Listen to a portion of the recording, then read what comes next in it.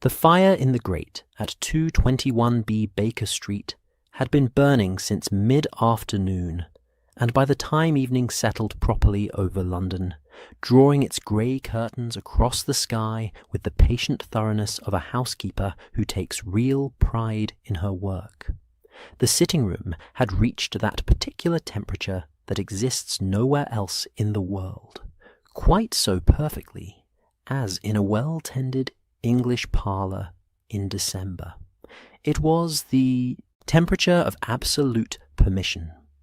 Permission to stop moving, to stop thinking about everything that required thinking about, to let the shoulders drop and the jaw unclench and the breath come slower and fuller, like a tide retreating from a shore it has been battering all day. Watson sat in his usual chair, the one angled just slightly toward the fire, worn at the armrests in the precise shape of his own elbows after years of quiet occupation, with an evening newspaper open across his knee. He was not, if truth be told, reading it with any great attention. The words moved past his eyes in the way that words sometimes do in the late evening, registering without quite landing, passing through the mind like smoke through a room, present and then gone, leaving only a faint impression of warmth behind. The headline mentioned something about a parliamentary debate. Another mentioned the weather. Watson turned the page. Outside the window, London was doing what London does best in December, which is to say it was snowing in a thoroughly unhurried fashion, the flakes drifting down through the lamplight with the serene indifference of confetti after a party has already ended. The gas lamps on Baker Street wore small halos of orange and gold, each one soft-edged and trembling slightly in the cold air, and the pavement below had acquired that particular hush that fresh snow brings, that compression of sound, that gentle erasure of the city's usual percussion, so that what remained was only the occasional muffled clop of a horse, or the distant chime of a church clock marking the half-hour, or the creak of the building itself settling deeper into its foundations against the cold.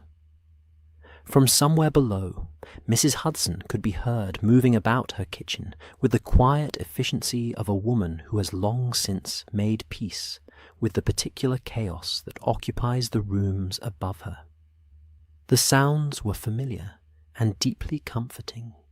The soft thud of a drawer, the chime of crockery arranged with care, the distant gentle percussion of a kettle, beginning its slow negotiation with heat. Watson found, as he often did, that the sounds of the house going about its domestic business were among the most soothing things in his experience, more reliably peaceful, in their way, than countryside silence, which had always struck him as a silence that was simply waiting for something to interrupt it. The sounds of 221B weren't silent at all, but they were a kind of music, domestic, unhurried, entirely reliable. Holmes was at the window. He stood with his back to the room, his hands clasped loosely behind him, his dressing gown, the mouse-coloured one, not the purple silk, which Watson privately considered an improvement, hanging from his long frame with a comfortable disregard for elegance. He was not playing the violin tonight, though the instrument sat in its open case on the side table, the bass resting beside it, at the particular angle that suggested it had been recently set down, and might equally soon be picked up again. He was simply watching the snow, or perhaps watching the street below the snow, or perhaps watching something that Watson could not see, some pattern or configuration in the lamplight, and the weather, and the passing figures below that had snagged his attention the way certain ideas snag a mind capable of that particular kind of sustained, almost tidal focus. Watson had learned, over many years of close companionship, not to interrupt Holmes when he stood at the window like this. It was not quite thinking, and it was not quite rest, but it was something he needed, the way certain plants need a particular quality of light. Not direct sun, not shade, but that specific slant of late afternoon that does something quiet and essential to their growing. Holmes at the window was Holmes between ideas, Holmes in the pause between one thought and its consequence. And Watson had learned to value these intervals for the peace they brought to the room, which was usually, by contrast, in a state of considerable intellectual turbulence. The kettle, downstairs, had reached its full conviction. A few minutes later, Mrs. Hudson's footsteps ascended the stairs with their familiar rhythm, measured, unhurried, the steps of a woman who has made the journey many thousands of times and sees no particular reason to vary her pace on account of weather or hour or the mildly extraordinary nature of the gentleman she serves. She entered with the tray, set it on the table beside Watson's chair with the quiet precision of long practice, and surveyed the room with the expression of a woman who has seen considerably worse and considers the present arrangement merely mildly eccentric. "Snowing quite heavily now," she said, to no one in particular. Said Watson, which was a response of entirely sufficient completeness. Holmes said nothing, which Mrs. Hudson had long since ceased to find unusual.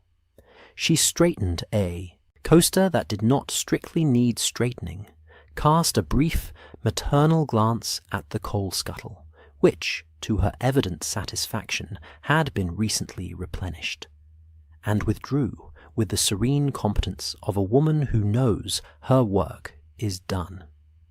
Watson poured the tea.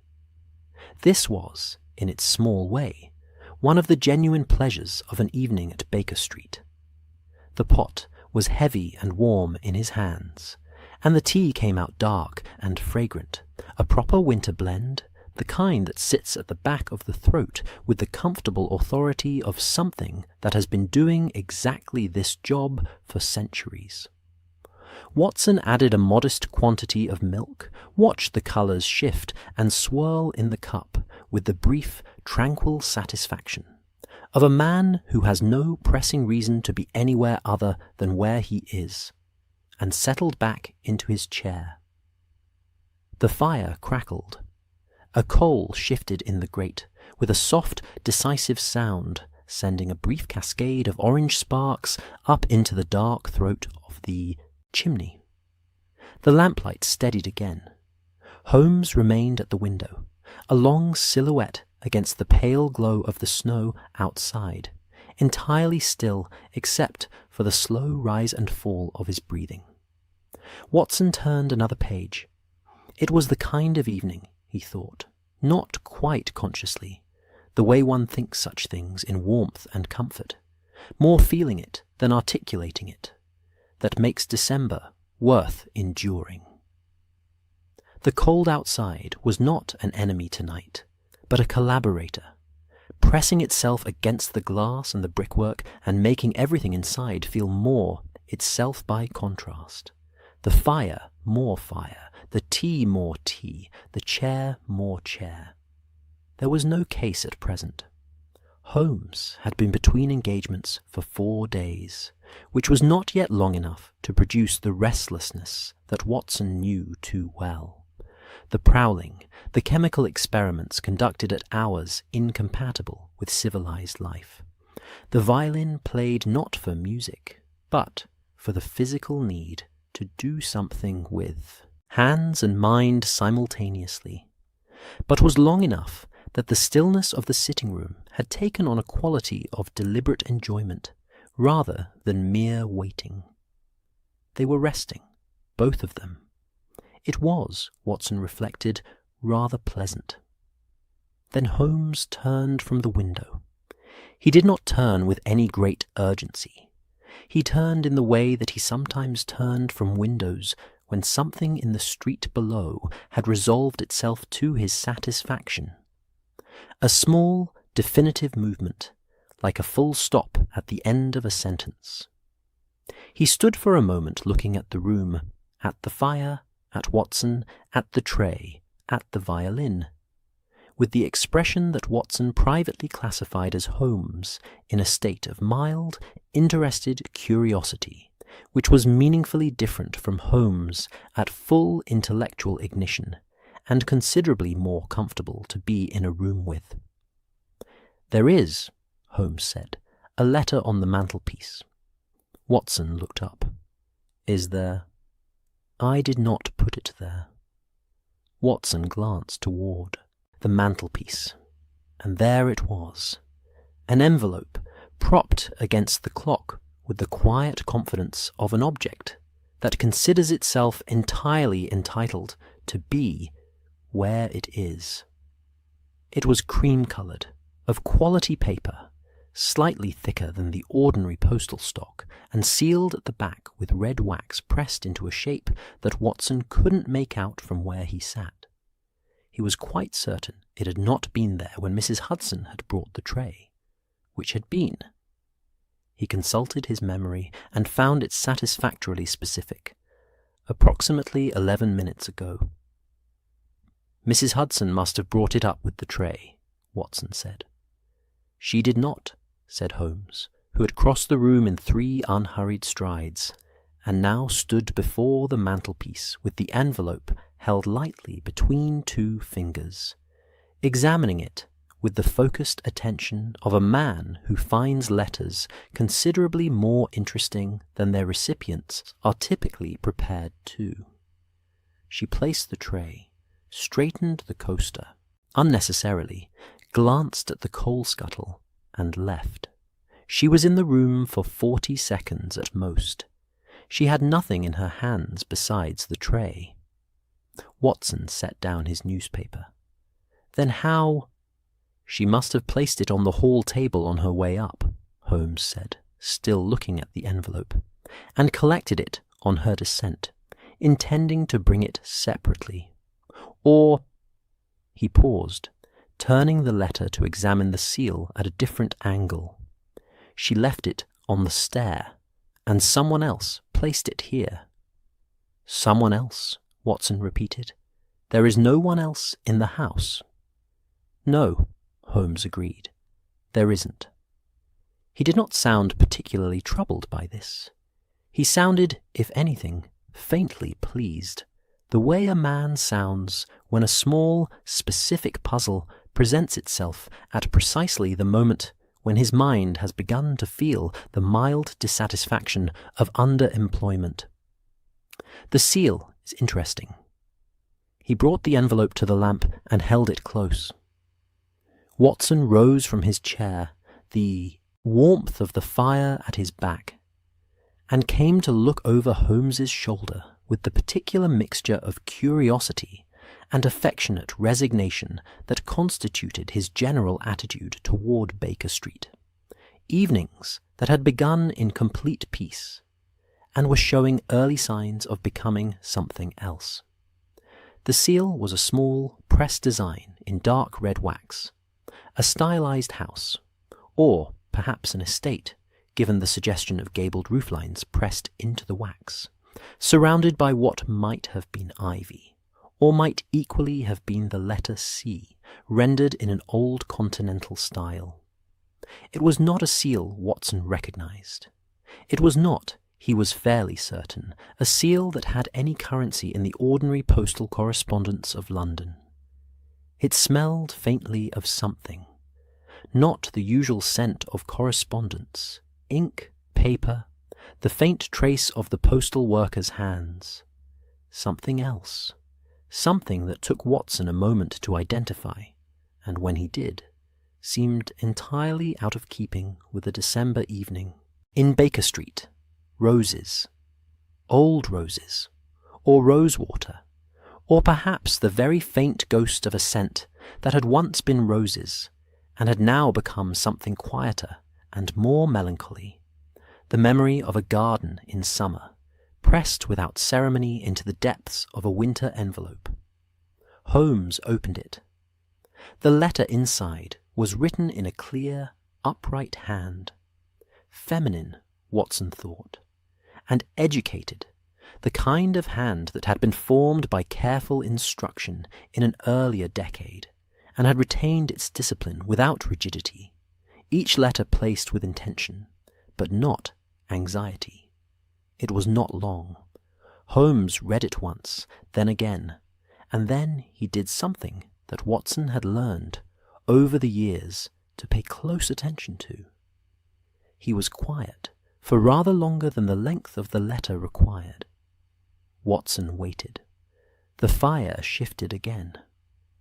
Outside, a gust of wind moved through Baker Street, pressing briefly against the window glass with a sound like a held breath, and the snow outside swirled in the lamplight before settling again into its patient descent. "Well," Holmes said at last, and his voice carried that particular quality, thoughtful, slightly distant, the voice of a man whose mind is already several steps ahead of the room he is standing in. "It appears we have been invited to Styles Court for Christmas." Watson blinked.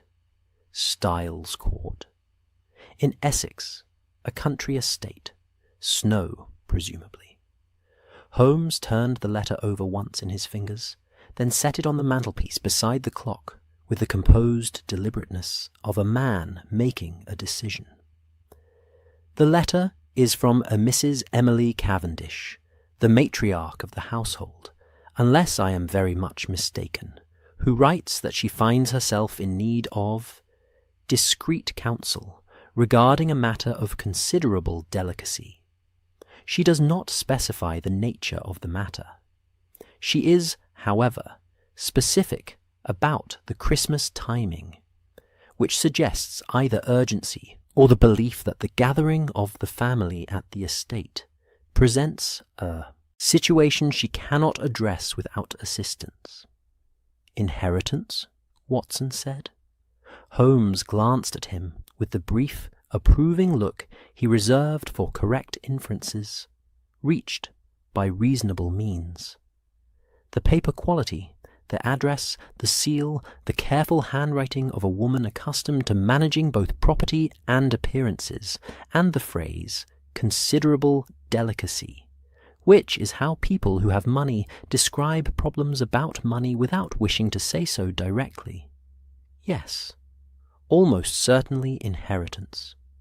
Watson looked at the letter, then at Holmes, then at the snow outside the window. "Essex in December," he said, with the measured tone of a man performing a private calculation between comfort and adventure. "It snows beautifully in Essex," Holmes said, which was either a reassurance or a non sequitur, and returned to the window. But Watson noticed, and noted, in the way he noted all the small, reliable signals of Holmes's interior weather, that the stillness had changed. The figure at the window was no longer simply watching the snow. Something had shifted, some internal clockwork had engaged, and the quality of Holmes's attention had moved from the broad, ambient observation of a man at rest to the focused, forward-leaning alertness of a man considering his next move. The dressing gown looked somehow less comfortable now. The violin case had been mentally set aside. Watson picked up his tea, which was still warm, and settled back into his chair. There was planning to do, and packing, and a letter to send to Mrs. Cavendish confirming their acceptance, all of which could wait until the morning. Tonight there was still the fire and the snow, and the last of the tea cooling to exactly the right temperature in the cup, and the particular pleasure of knowing that something interesting was on its way, without having yet arrived. He opened his newspaper again. Outside, London went on snowing, unhurried and impartial, covering Baker Street and its secrets in a quiet, even white. And somewhere in Essex, in a house with gabled rooflines and the ghost of a rose garden, Christmas was already beginning. The morning train to Essex departed from Liverpool Street at 9:15, and it carried with it, among its various passengers, two gentlemen of notably contrasting dispositions toward early rising. Watson had been ready by 8, coat brushed, bag packed, with the quiet efficiency of a man who had spent enough years in the army to consider punctuality a form of respect rather than a burden. He had eaten breakfast with genuine appetite, complimented Mrs. Hudson on the kippers, and read the morning paper from front to back with the composed attention of someone who has nowhere particular to be for another 40 minutes and finds this entirely agreeable. Holmes had appeared at 9:05, wearing an expression that suggested the morning had done him a personal injury. He had, nevertheless, packed a single bag, assembled with the characteristic selectiveness of a man who considers most possessions an encumbrance and travels light by philosophy rather than necessity.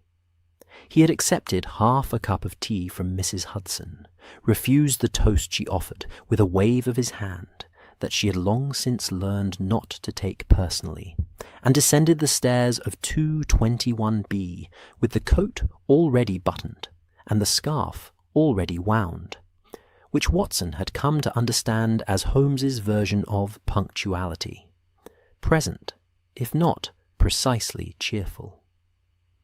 The cab to Liverpool Street moved through a London that wore its December morning with considerable dignity. The snow from the previous night had settled properly now, rounding the edges of the city's sharper geometries, softening the iron railings and the stone curbs and the sloped rooftops into something that looked, in the pale winter light, almost deliberately arranged, as though London had dressed itself carefully for the season, and was quietly satisfied with the result. The streets were not yet fully busy. The city was still in that tentative early morning state, the shopkeepers sweeping their frontages, the delivery carts moving with unhurried purpose through the quieter streets, the smoke rising straight and pale from 100 chimneys into air that was cold and still and faintly luminous with the reflection of the snow. Watson watched it all pass with the deep, uncomplicated pleasure of someone who loves London in the way that one loves a difficult but fundamentally good-natured relative, aware of its faults, occasionally exhausted by them, but constitutionally incapable of imagining life without it. Holmes read a monograph. Liverpool Street Station received them with its characteristic combination of grandeur and chaos, the great iron and glass roof arching overhead in a gesture of Victorian confidence, the platforms below moving with the dense, purposeful energy of several hundred people going simultaneously in different directions with varying degrees of certainty about which direction that ought to be. Steam rose from the engines in great white billows, catching the light from the high windows and dissolving into the cold air with the brief drama of something that knows its moment is short. The smell was coal and iron and damp wool and the specific, indefinable scent of departure, of journeys beginning, of cities being left behind, of the particular combination of anticipation and mild anxiety that attaches itself to train platforms the way it attaches to nothing else. Their compartment was warm and relatively quiet, a corner of the train that the general bustle of the station had not yet fully colonized. Watson settled into the seat by the window with his bag stowed overhead and his coat arranged with the slight, conscious comfort of a man preparing to enjoy a journey. The seats were upholstered in a dark green that had faded slightly at the armrests. The brass fittings on the luggage rack were polished to a soft gleam. And outside the window the platform moved with its purposeful crowds, steam and cold air mixing at the open doors in brief, chilly gusts. Holmes had the monograph open again before the train had left the platform. They travelled through the city's eastern outskirts, through the dense, close-packed terraces of Bethnal Green and Stratford, where the houses pressed up against the railway line with the cheerful lack of ceremony of people who have made their peace with a loud neighbour, and then gradually outward into the looser, more considered geometries of the suburbs, where the gardens grew larger and the distances between houses increased with the comfortable confidence of those who have sufficient space to be generous with it, and then with the gradual, almost imperceptible transition that always struck Watson as one of the more quietly beautiful things about leaving London. The city simply ended, and England began. The fields of Essex in December were not, Watson would readily have admitted, spectacular in the way that certain landscapes demand attention and reward it with grandeur. They were something quieter than spectacular. They were the landscape of endurance, flat and wide and patient, the hedgerows bare and dark against the white of the snow, the occasional stand of trees, standing in their winter configuration of branch and sky, with the unself-conscious dignity of things that have seen many winters and fully expect to see many more. The sky over Essex in winter is enormous. It is the kind of sky that makes a person feel, in the best possible way, slightly small, not diminished, but properly proportioned, placed correctly within a world that is larger and older and more continuous than any single life moving through it. Watson watched it pass.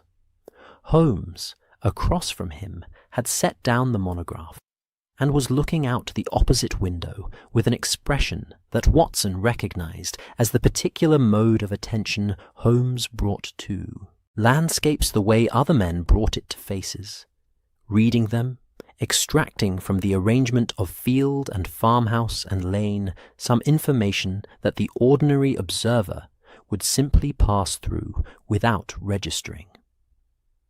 What he found there, Watson could not say. Holmes rarely explained these private observations unless they became relevant to something, at which point he would produce them with the quiet satisfaction of a man who has been carrying a tool he knew he would eventually need.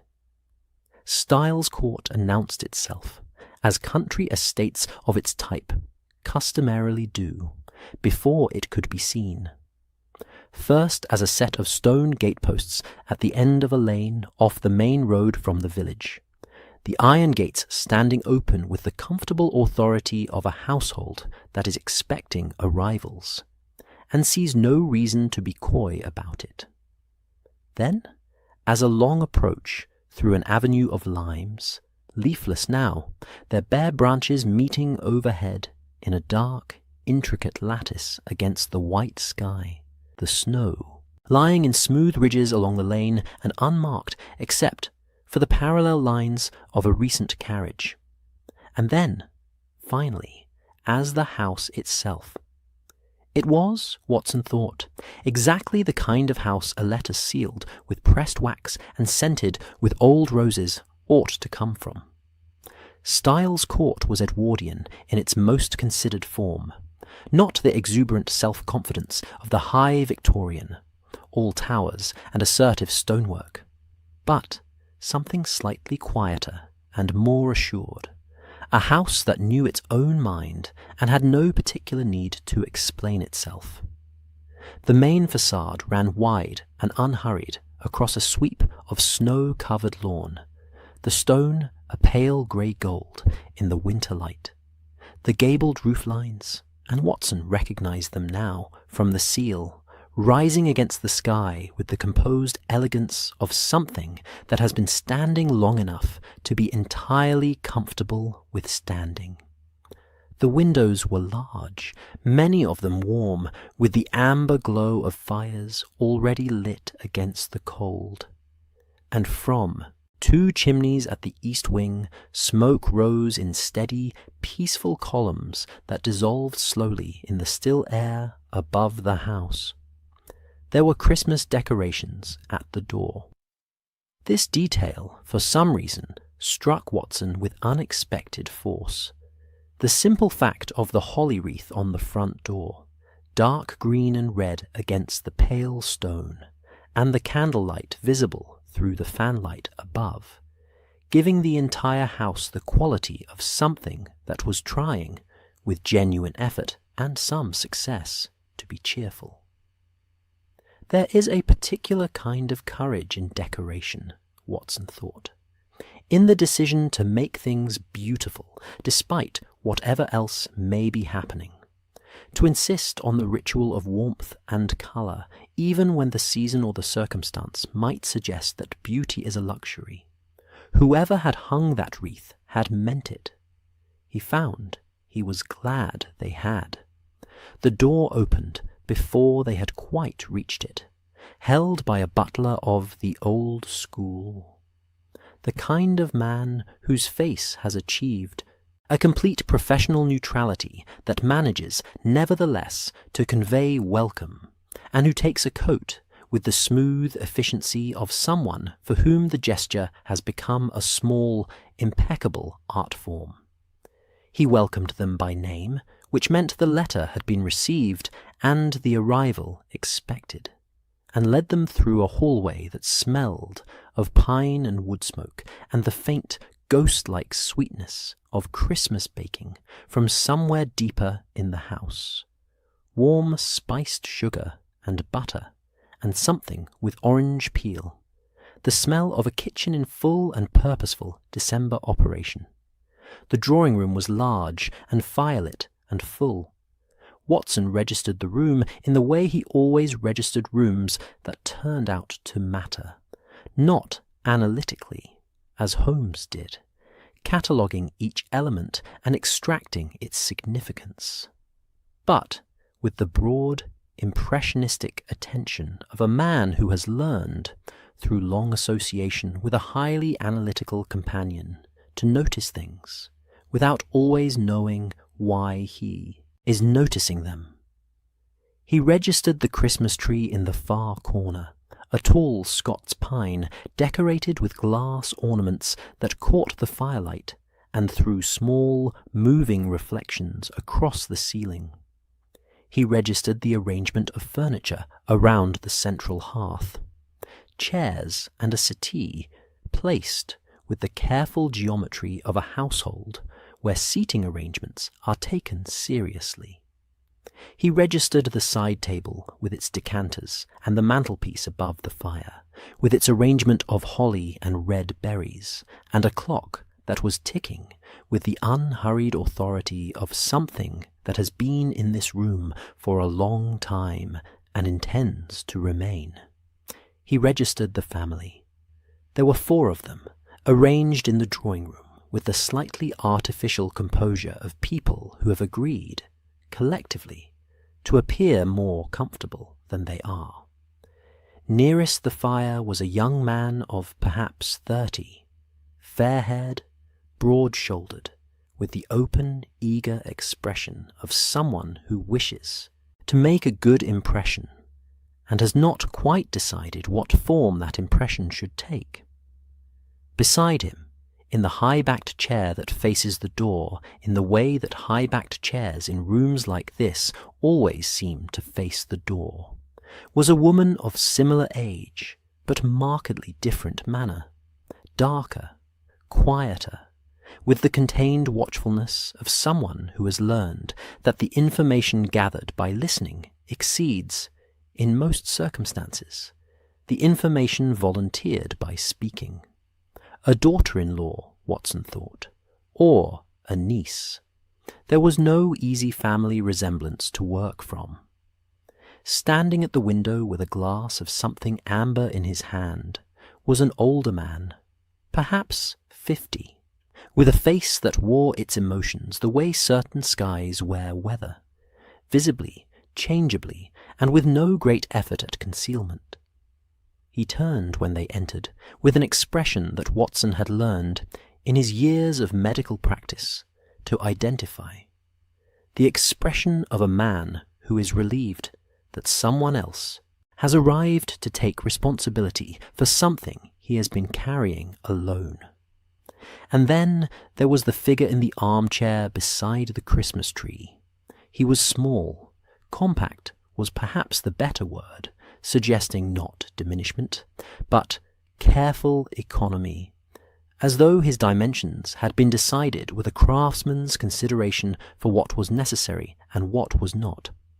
He was impeccably dressed in the manner of a man for whom dressing impeccably is not vanity, but rather a form of professional courtesy toward the world. The suit pressed to a fineness that the journey to Essex in December could not fully account for. The moustaches arranged with a precision that Watson found, in spite of himself, rather impressive. He sat with his small, well-shod feet placed together on the carpet, with the composed symmetry of a man who finds comfort in order.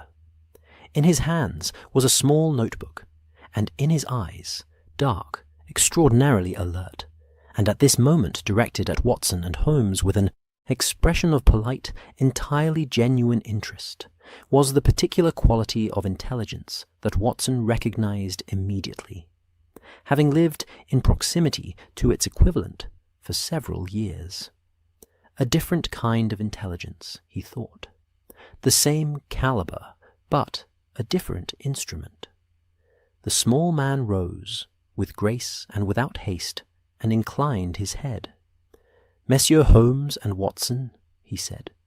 His voice was warm and lightly accented, Belgian, Watson thought, placing it with the mild satisfaction of a correct identification. "I had wondered when you would arrive. I am Hercule Poirot." Holmes looked at him for a moment with the steady, unembarrassed attention he brought to anything that interested him. "Poirot," he said. "I have heard the name." "And I yours," said Poirot, with a smile of such perfect diplomatic equilibrium, acknowledging the compliment without conceding anything, extending courtesy without surrendering ground, that Watson, standing slightly to one side and performing his customary function as the room's least threatening presence, felt a quiet, deeply private amusement beginning somewhere in the region of his chest. This, he thought, settling into the nearest available chair while the butler appeared with tea, and the fire crackled in the grate, and the snow pressed its silent weight against the windows of Styles Court, was going to be extremely interesting. The holly on the mantelpiece shone dark and patient in the firelight. The clock ticked on. Dinner at Styles Court was the kind of meal that announces itself through the house long before it arrives at the table. Watson had detected it first from the upper landing, that slow, warm migration of scent through cold air that only a serious kitchen can produce. Roasted meat and something with herbs, gravy deepening in a pan somewhere, the specific sweetness of glazed parsnips, and underneath it all the persistent, comforting ghost of the morning's baking that had never quite left the hallways. By the time the household assembled in the dining room, the table was set with the composed formality of a family that dresses for dinner, not out of pretension, but out of long habit.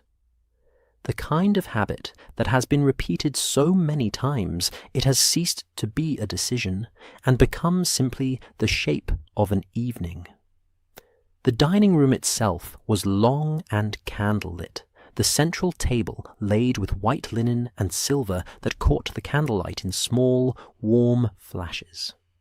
A fire burned at the far end of the room in a hearth flanked by dark wood panelling, and above it hung a portrait of a woman, painted some decades past in the style of the previous century, who looked down at the assembled company with the composed expression of someone who has seen many dinners in this room and reserves judgment on all of them. Mrs. Emily Cavendish sat at the head of the table. She was, Watson thought, exactly the letter she had written. Clear, upright, precise, and possessed of a quality that was not quite warmth, but was something closely adjacent to it. The quality of a woman who has managed a large household and a complicated family for many years, and has developed, in the process, a manner that is simultaneously commanding and carefully kind. She was perhaps 70, white-haired, with dark eyes that moved around the table with the steady, cataloguing attention of someone who notices everything and chooses, with considerable discrimination, what to remark upon. She welcomed Holmes and Watson with the specific courtesy of a woman who is grateful and intends to show it without making a performance of gratitude. She acknowledged Poirot, who was seated to her left, with his napkin arranged on his knee with geometric precision, with the comfortable ease of someone who has already spent a day in his company, and found it, if unusual, not disagreeable. The family arranged themselves around the table, with the practiced choreography of people who have been sitting in these particular seats for years. Arthur Cavendish, the fair-haired young man Watson had marked on arrival, to Mrs. Cavendish's right, with the slightly over-attentive manner of a son who wishes to be seen being attentive. His wife Margaret, the quiet, watchful woman, beside him, her attention moving around the table with the same careful economy Watson had noticed in the drawing-room. And then Lawrence Cavendish, the older man from the window, the one with the weather-sky face. At the far end, his glass refilled by the time the soup arrived, his expression somewhere between relief and a worry he had not yet found words for. Conversation at dinner was careful. This was, Watson had observed over many years of dining in a variety of company, a reliable indicator of a household where something is not quite resolved. It was not unfriendly conversation. It moved with reasonable fluency through the safe territories of the weather, and the journey from London and the State, of the roads in Essex in December. But it had the quality of conversation, conducted slightly above its actual subject matter, like music played in a key that doesn't quite fit the singer's range. Everyone was making an effort. The effort itself was the tell. Holmes, across the table, ate with moderate interest and said almost nothing, which Watson knew was not absence of attention, but its precise opposite. Holmes, silent at a dinner table, was Holmes at his most observant, cataloguing the small, telling distances between people, the pattern of who looked at whom when a particular subject arose, the brief hesitations before answers that ought to have required no hesitation, the careful neutrality with which certain names were either mentioned or avoided. He was reading the room the way he read a crime scene, and the room, Watson thought, was giving him quite a lot to work with. Poirot, by contrast, was charming. He was charming in the particular purposeful way of a man who has discovered that charm is among the most effective investigative tools available, requiring no laboratory and producing results that chemical analysis cannot replicate. He asked Mrs. Cavendish about the history of the house. She answered with genuine pleasure, the first unguarded expression Watson had seen from her all evening. He asked Arthur about the estate's management. Arthur answered with the slightly swelled chest of a man who is pleased to be asked about something he considers himself to understand. He said something quiet and specific to Margaret that Watson did not quite catch, and she looked at him briefly with an expression of surprise so quickly controlled that Watson almost missed it.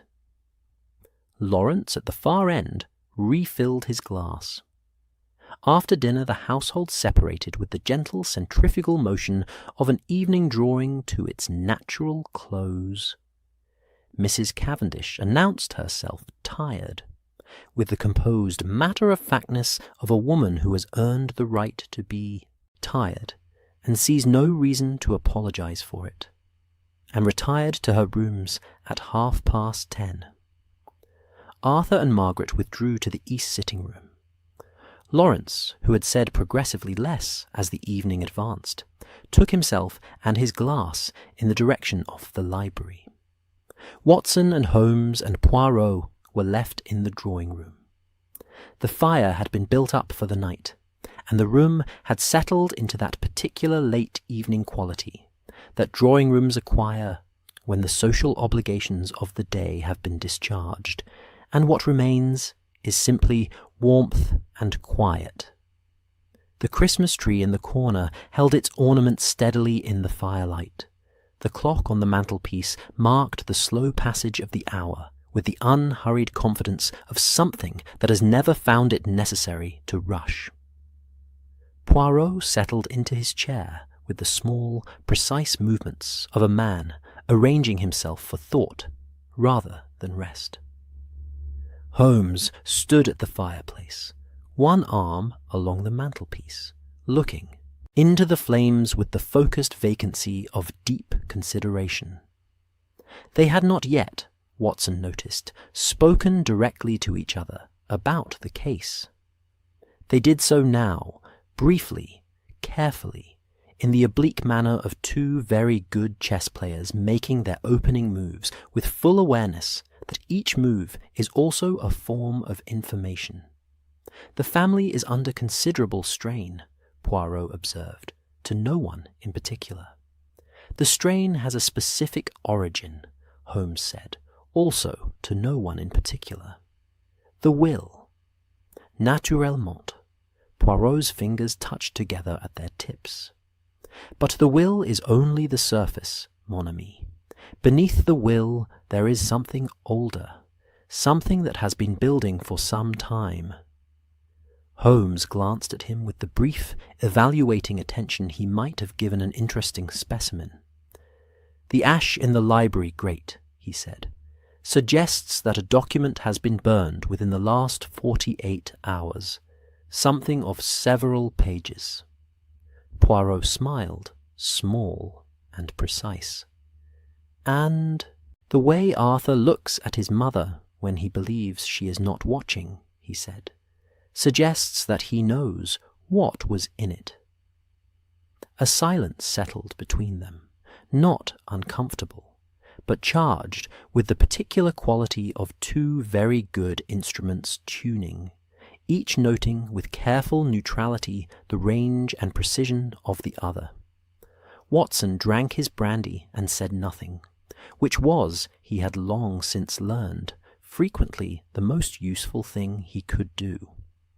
He was asleep before midnight, in a bedroom that smelled of lavender and old wood, and the faint cold that seeps through the walls of country houses in December, regardless of how many fires are lit, and he slept well. The deep, uncomplicated sleep of a man who has eaten a good dinner, and has no immediate reason to believe that the morning will bring anything worse than frost and perhaps kedgeree. He was wrong about the morning. It wasn't morning that brought it. It was just past 2 o'clock, that precise hour of the night that belongs to no one, neither the evening just past, nor the day not yet arrived, the hour of absolute stillness in which the house had reached its deepest quiet, and the snow outside was falling again in the complete, indifferent dark, when Watson was woken by a sound.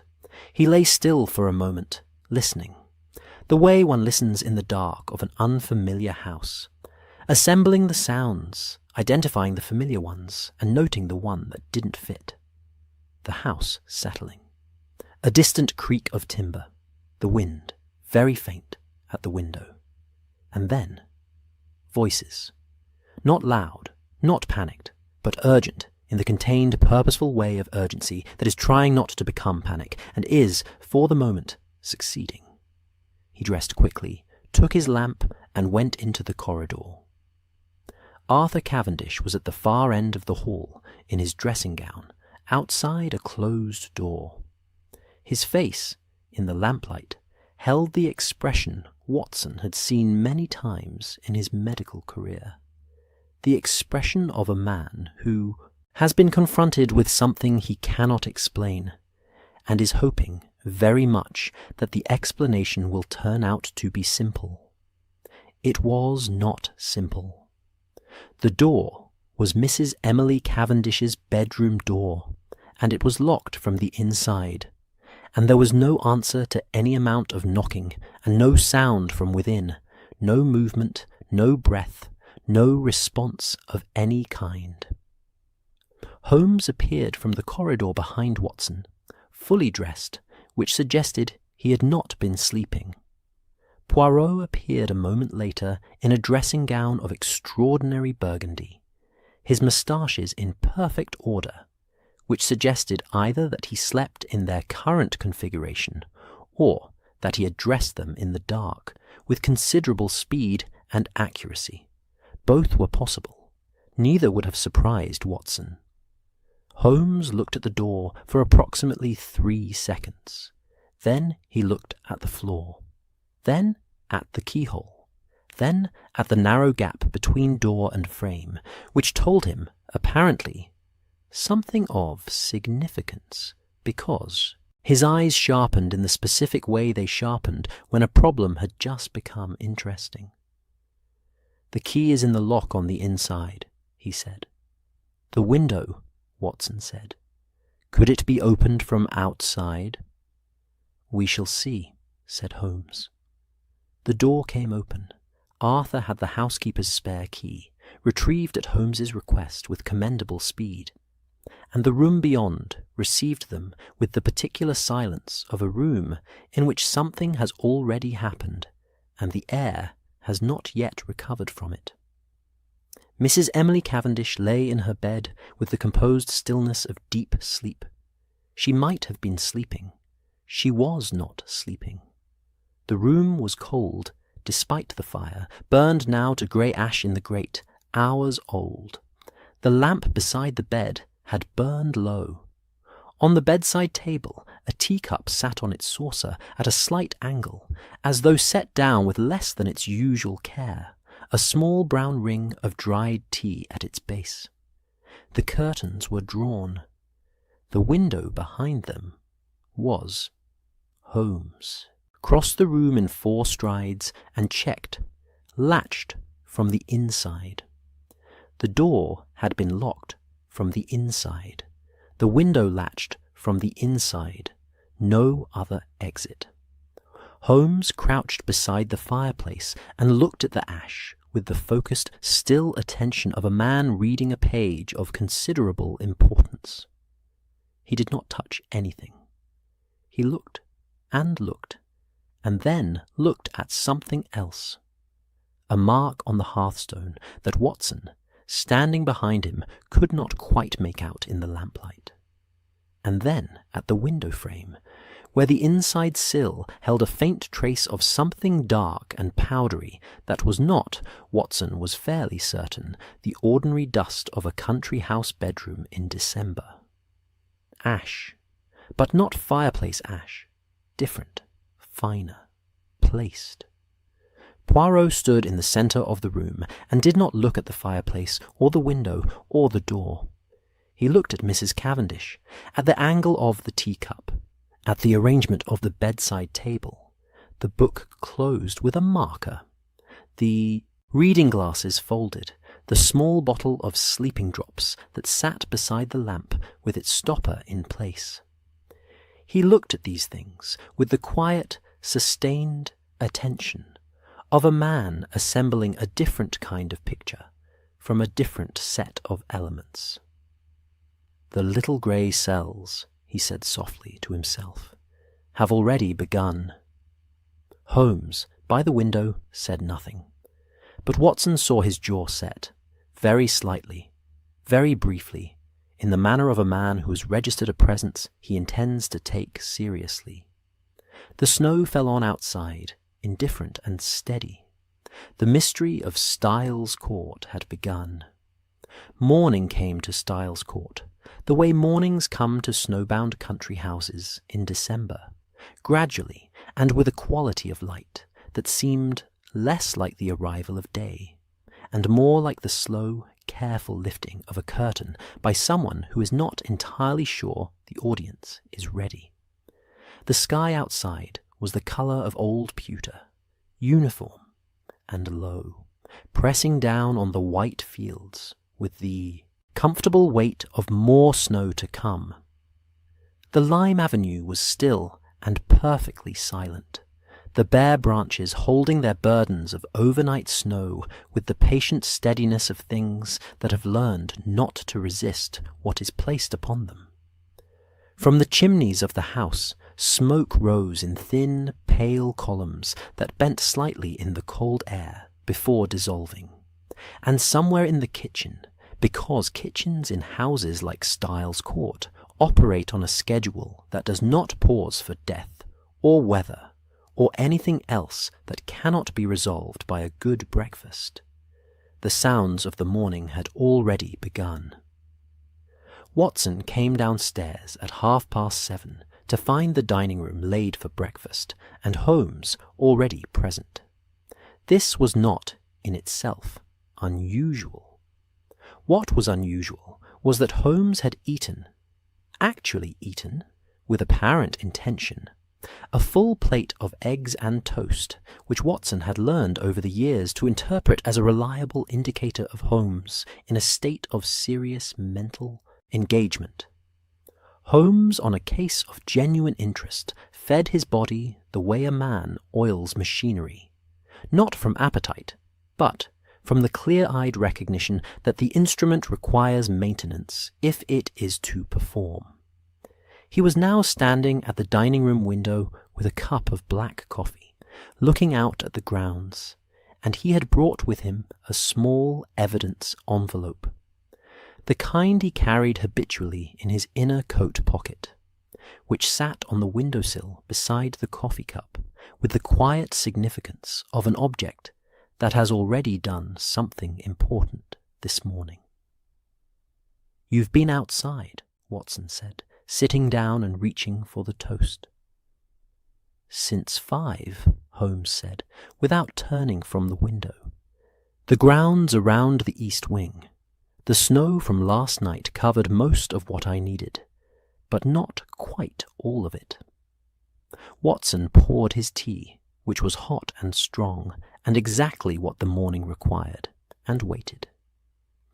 "There is a lean-to against the east wall," Holmes said. "A gardener's store, largely unused in winter. From its roof, which is accessible from the kitchen garden wall, one can reach the ledge below Mrs. Cavendish's bedroom window.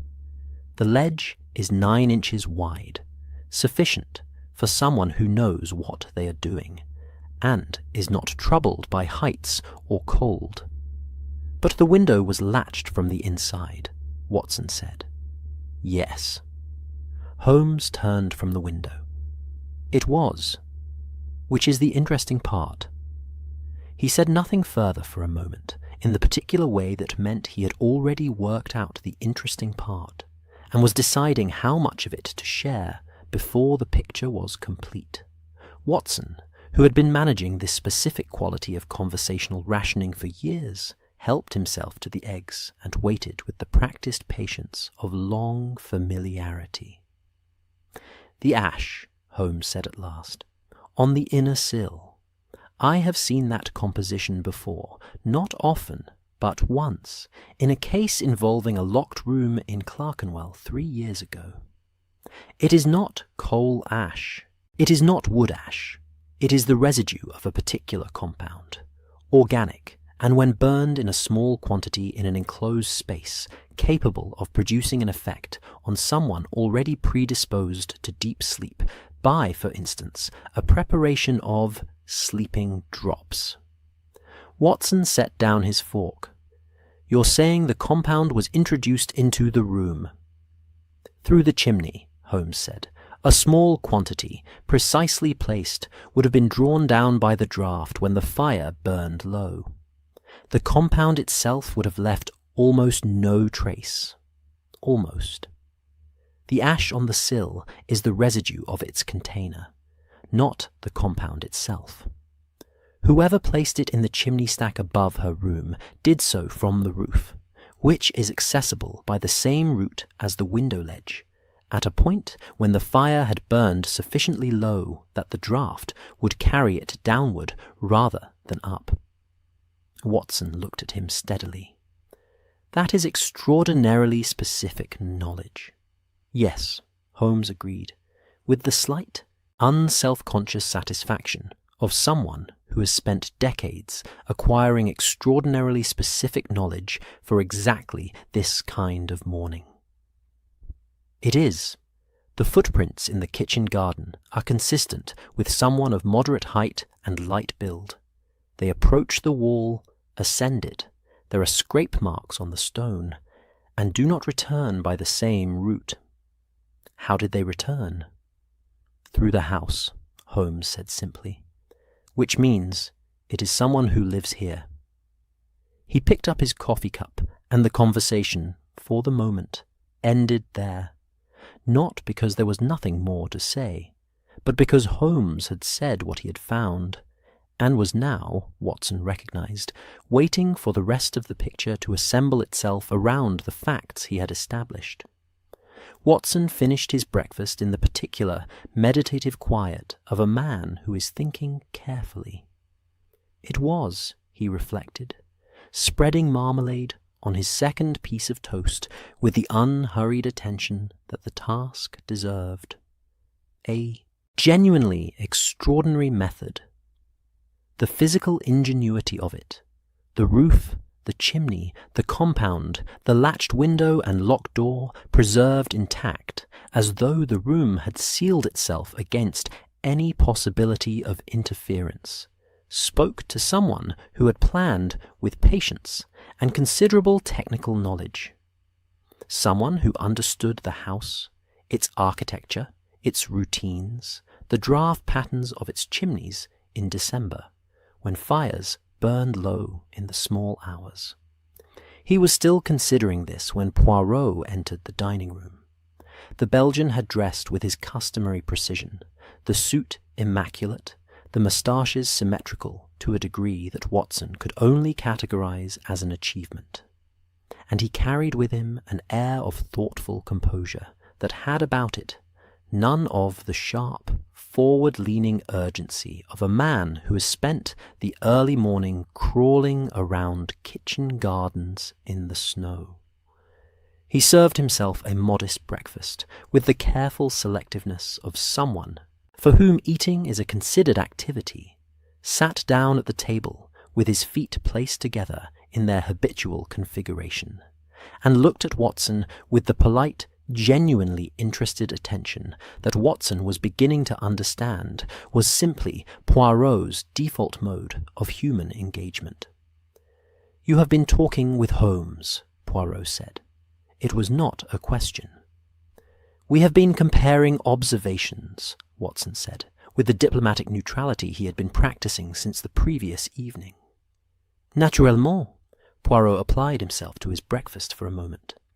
"And Holmes has found, I think, something physical, something precise and demonstrable, a mark, perhaps, a trace." "He has," Watson said carefully.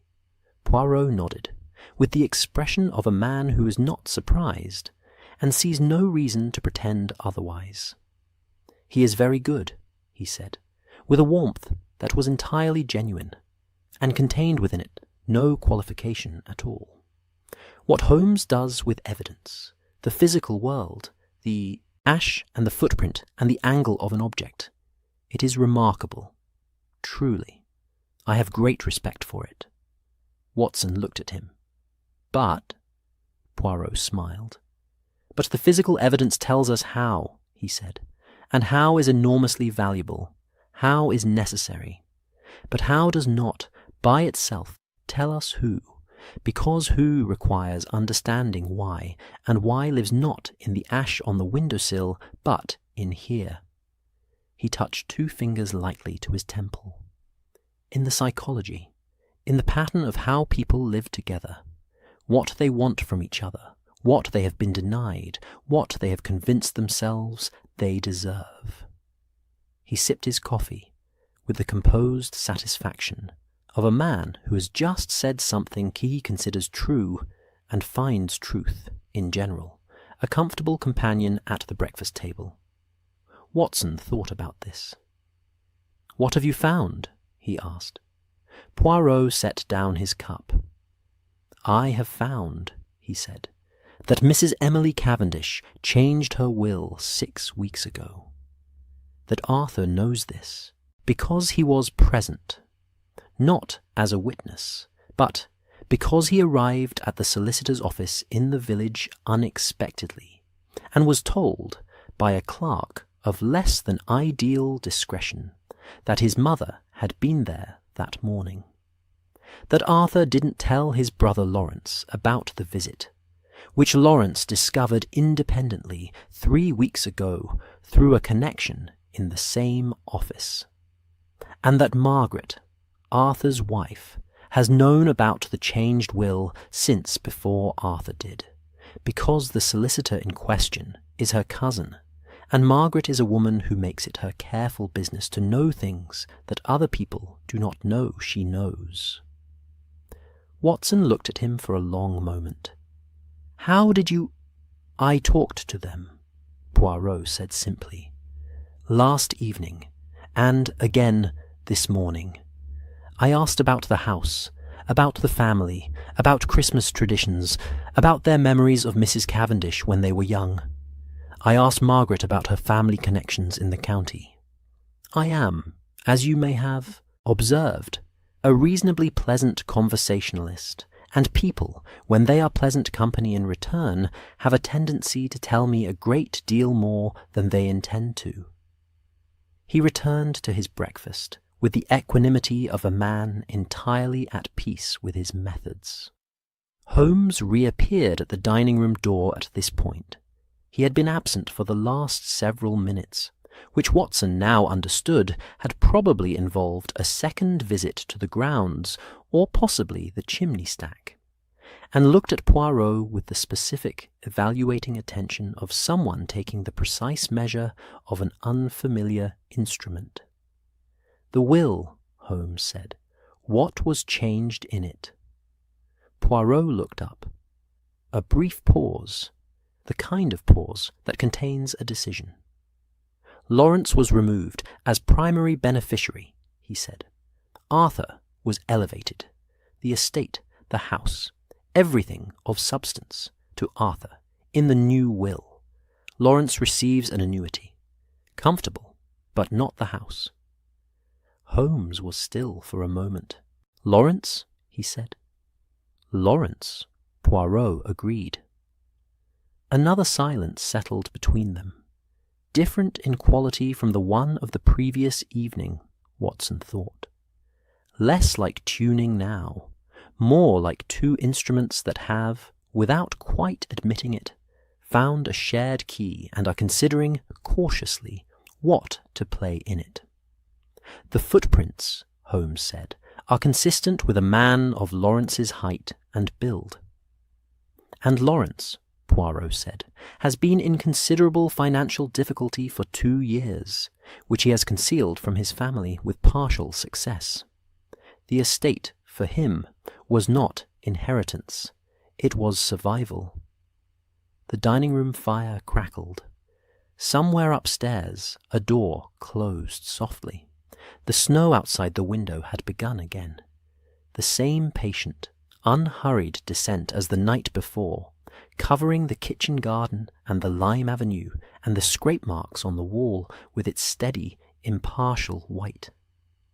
Watson looked at his tea, which had cooled, and at the two men standing at either end of the dining room, Holmes by the window with his coffee, Poirot at the table with his breakfast, each in possession of half a picture that the other needed, each fully aware of this fact, and neither quite yet ready to say so directly.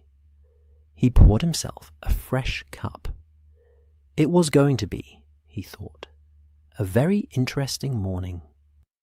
The library at Styles Court was the kind of room that makes a person feel, upon entering it, that the rest of the house has been merely preamble. It occupied the full length of the north wing's ground floor, its shelves rising from floor to ceiling on 3 walls with the quiet, unassailable authority of a collection assembled over generations by people who read seriously and bought accordingly. The books were not decorative.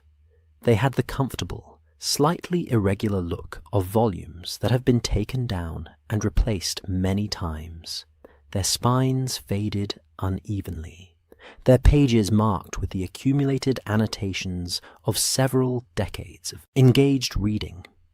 A library that is used has a particular quality of welcome that a library assembled for appearance cannot replicate, and this one, Watson felt as he entered it mid-morning, welcomed him with the warm, unhurried generosity of a room that has always been comfortable with company.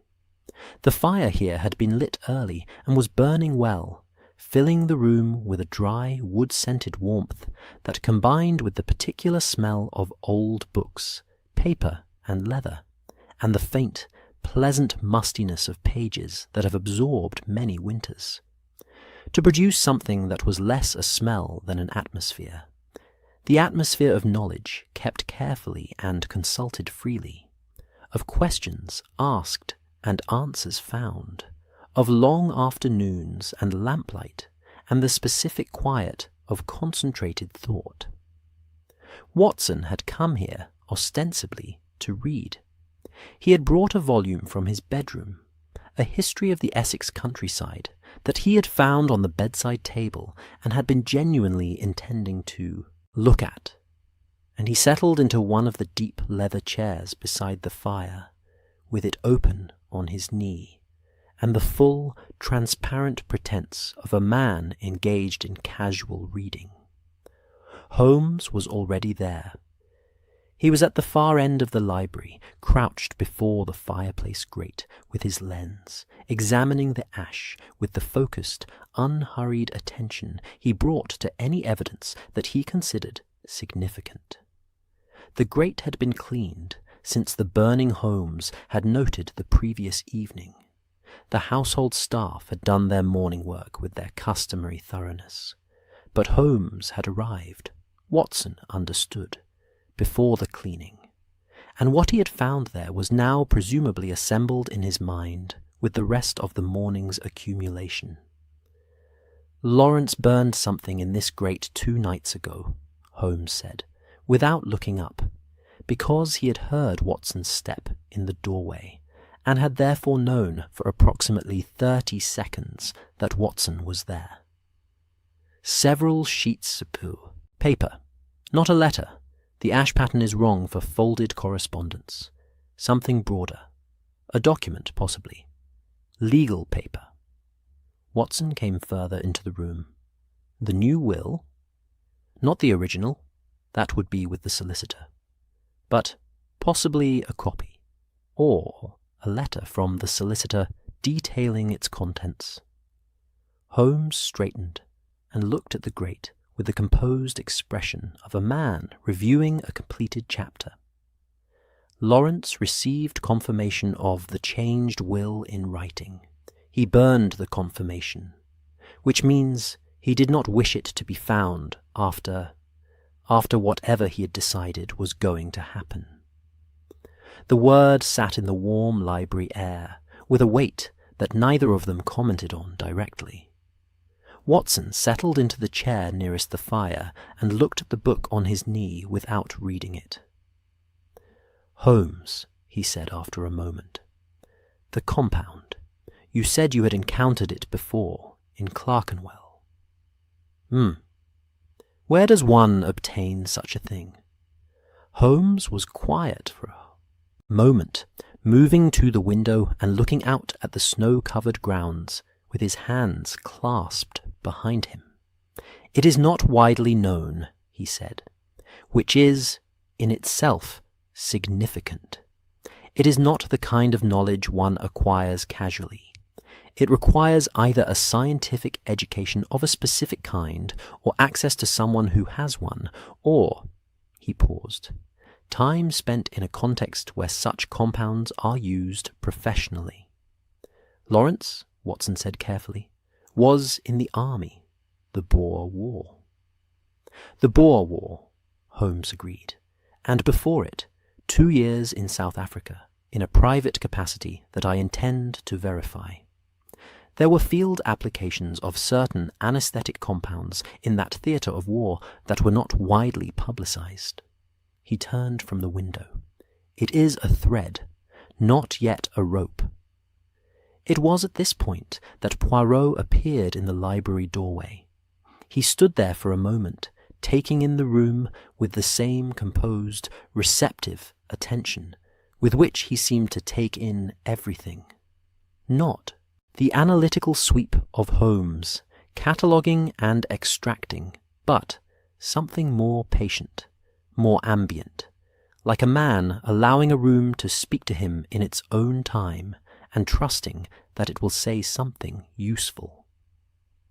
Then he entered, chose a chair on the opposite side of the fire from Watson with the slight, deliberate care of someone selecting a position rather than merely a seat, and looked at the fire for a moment in silence.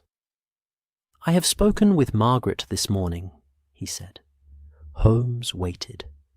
"She is a remarkable woman," Poirot said, with genuine appreciation. "Very controlled, very careful. She has been managing the information available to various members of this family with considerable skill for some time, deciding who knows what, and when, and in what form.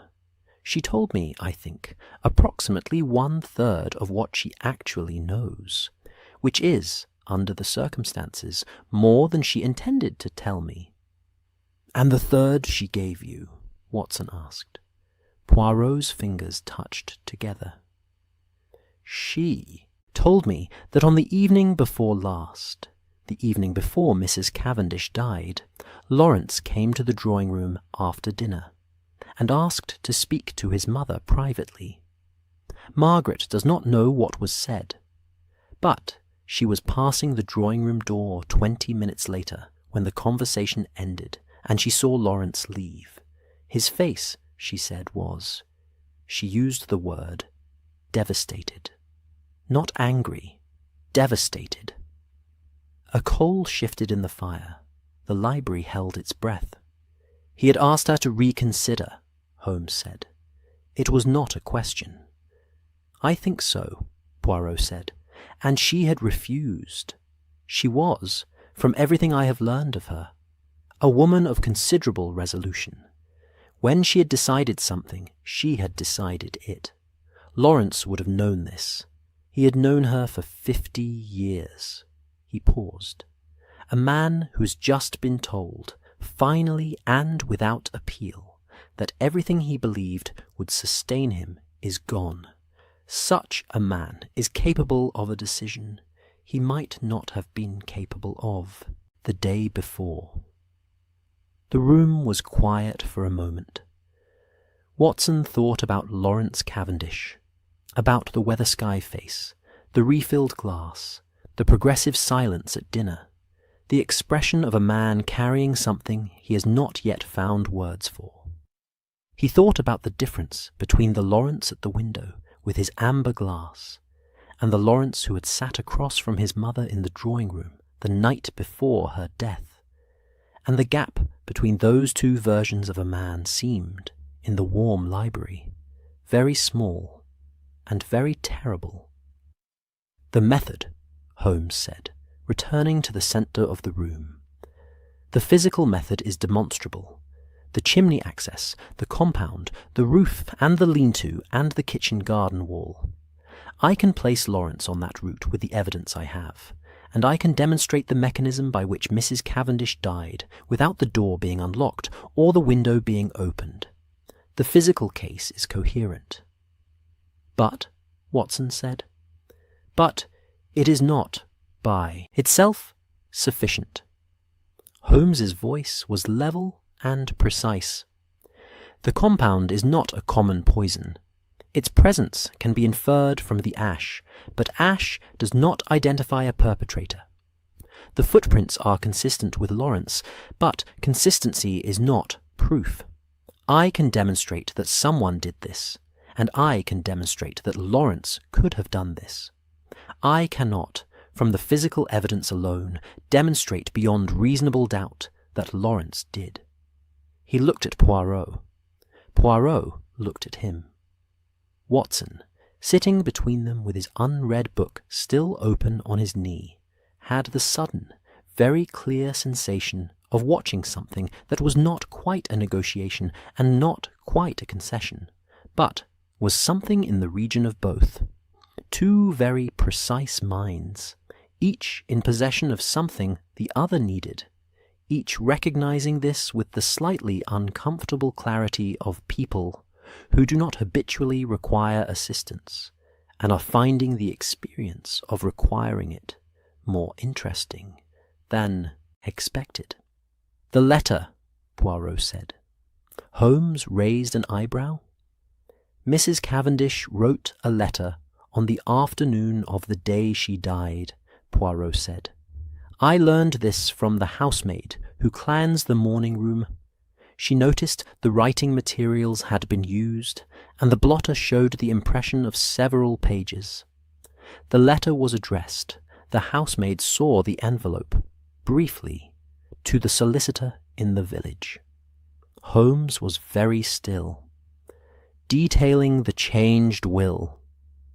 "Detailing, I believe, her reasons for it," Poirot said.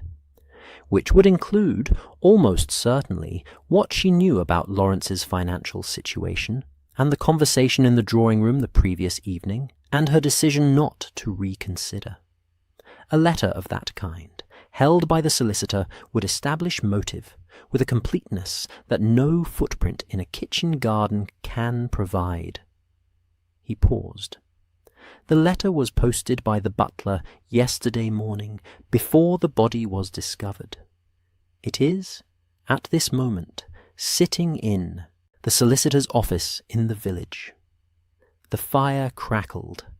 Outside the library window, the snow fell with its usual impartial patience, covering the grounds of Styles Court in another layer of white silence.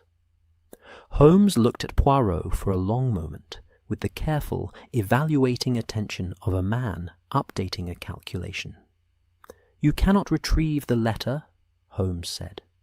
"Legally." "No," Poirot agreed pleasantly. "But the solicitor, when informed of the circumstances by the appropriate authorities, will be required to make its contents available, which requires the appropriate authorities to be informed." He looked at Holmes with his small, precise smile. "And the appropriate authorities are rather more likely to be set in motion by the physical evidence of a specific method and a demonstrable means of access than by the psychological observations of a Belgian detective who has been in the house for 36 hours. Watson set down his book. He looked at Holmes. He looked at Poirot. He looked at the fire, which was burning with complete indifference to the considerable intellectual event occurring in front of it. "You need each other," he said. Neither Holmes nor Poirot said anything. which was, Watson reflected, as close to agreement as either of them was likely to come before tea time. Outside, the snow continued its quiet work, and somewhere in the village, in a solicitor's office above a draper's shop, a letter sat in an in-tray, unsealed, unread by anyone but its recipient, patient as everything in this story that had been waiting for the right moment to be understood. The afternoon light at Styles Court in December lasted approximately as long as a good intention, present with some conviction around 2 o'clock, beginning to waver by 3, and by 4:30 entirely gone, replaced by the particular blue-grey dusk of a snowbound English countryside that has decided, with characteristic finality, that the day is over, and further argument on the subject will not be entertained. The drawing-room had been lit early, the lamps turned up, and the fire built to a proper winter height, the kind of fire that fills a room not just with warmth, but with the sense of warmth, that makes the walls feel closer and the ceiling lower, and the space between the chairs and the hearth feel like something deliberately constructed for human comfort, rather than merely the accidental result of furniture arrangement. The Christmas tree in the corner held its ornaments steadily in the firelight, each glass sphere carrying a small, trembling reflection of the flames.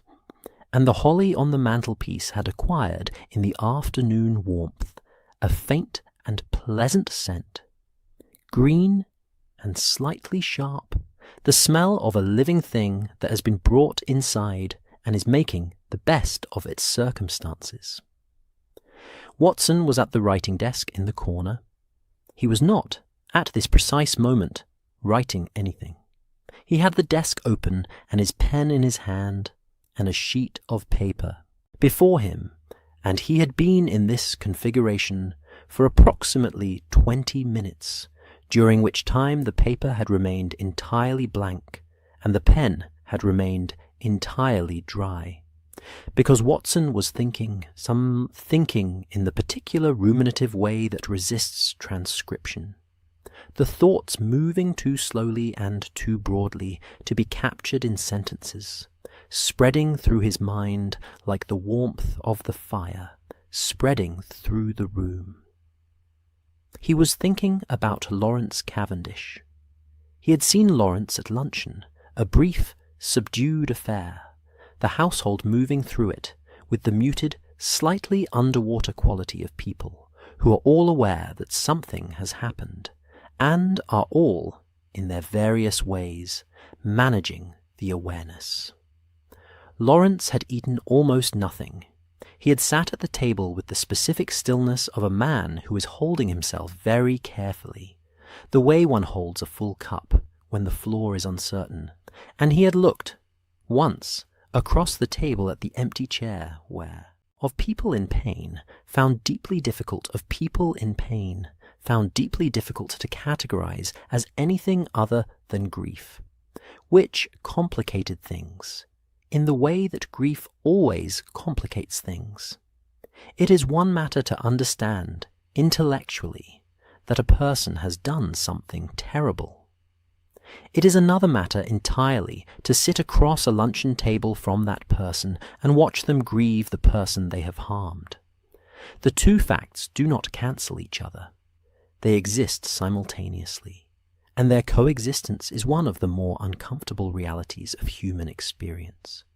The knowledge that people are capable of love and destruction in the same breath, that the man who burns a document to conceal a murder may also be the man who has slept badly for 3 nights because his mother is gone. Watson put down his pen. He looked at the fire. Holmes and Poirot had been out for most of the afternoon, separately as far as Watson could tell, though he had not tracked their movements with any precision.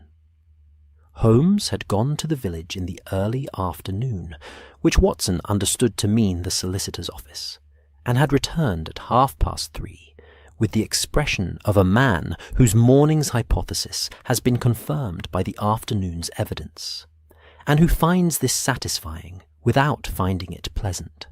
Poirot had spent the afternoon, apparently, in a series of brief conversations with various members of the household staff, the housemaid, the cook, the butler, conducted with the unhurried charm of a man who is genuinely interested in people, and finds that genuine interest reciprocated with a reliability that more obviously investigative methods cannot match.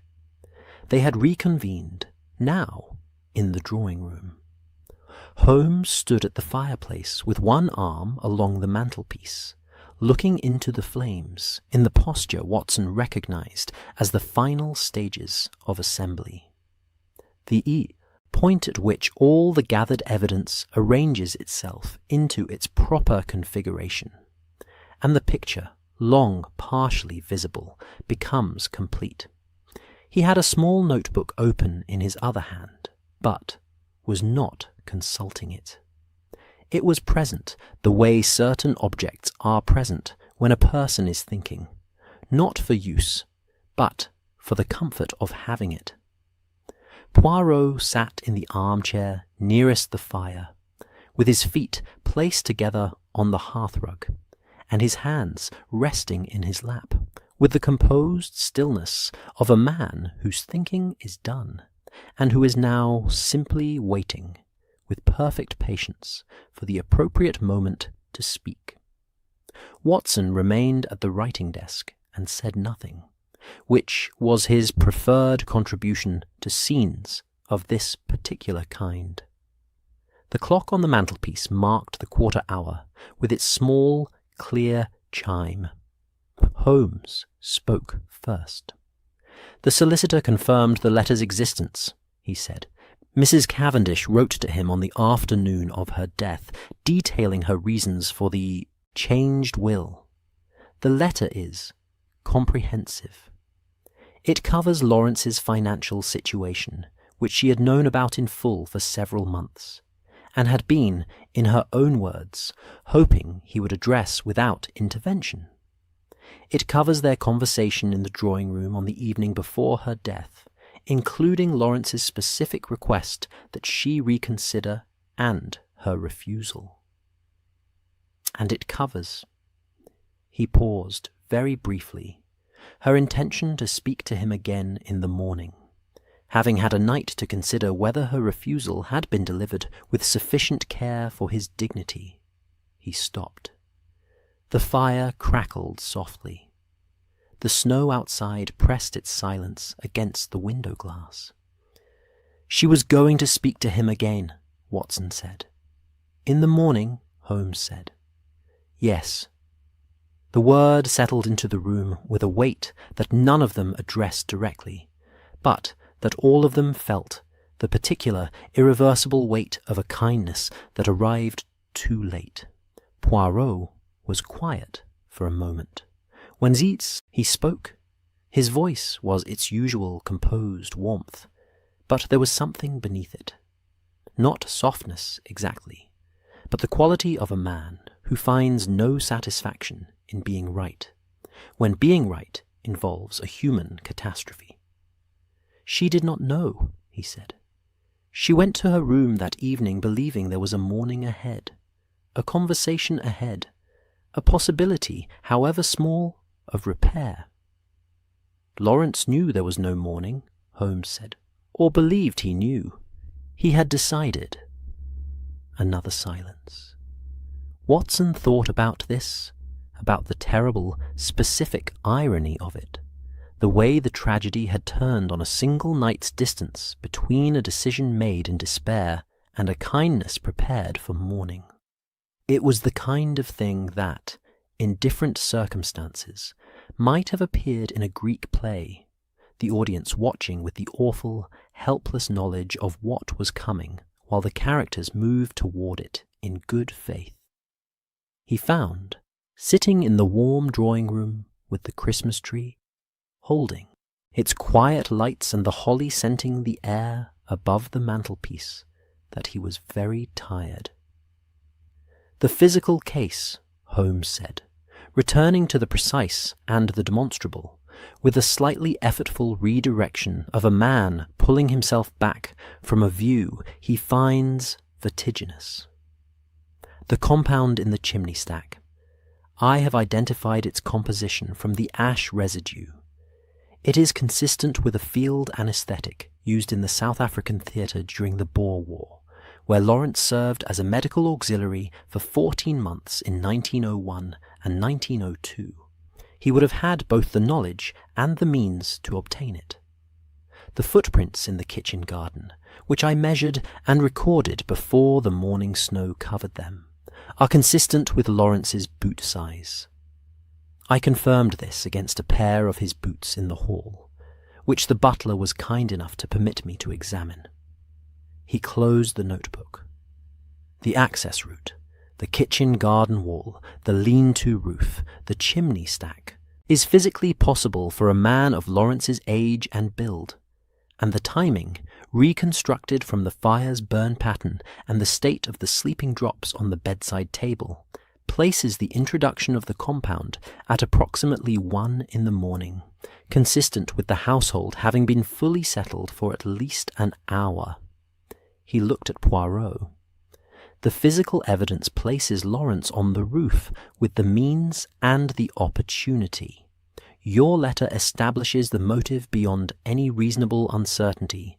Together, Poirot said quietly. It is sufficient. Holmes looked at him. Yes. It was, Watson reflected, possibly the most understated moment of genuine intellectual partnership he had ever witnessed. Two men who had been moving in parallel, each in possession of half an answer, arriving at the same word from opposite directions and finding it, to their evident mutual surprise, a word they were each entirely comfortable with. He decided not to remark on this. Shit seemed the kind of thing that would not survive being remarked on. Lawrence, Holmes said. He is in the library, I believe. Has been since luncheon. Poirot rose from his chair with his customary unhurried grace. Then we should go to him, he said. Before dinner, I think.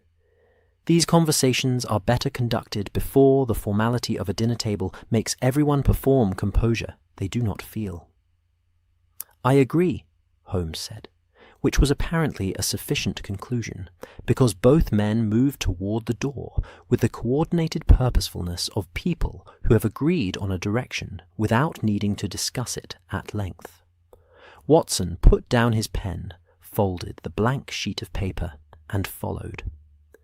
The library was as Watson had left it that morning, warm and book-scented, the fire burning steadily, the shelves holding their patient accumulation of other people's thought.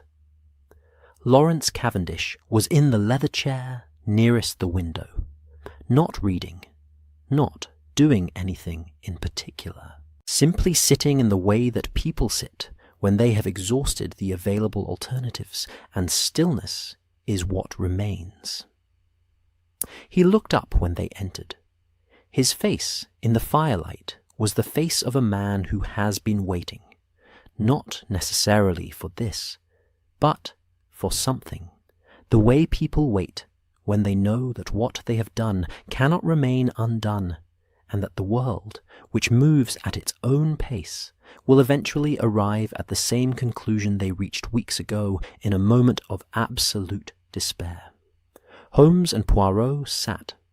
Watson closed the door quietly behind him, and remained beside it, present but unobtrusive, in the position he had occupied in scenes like this, more times than he could accurately count.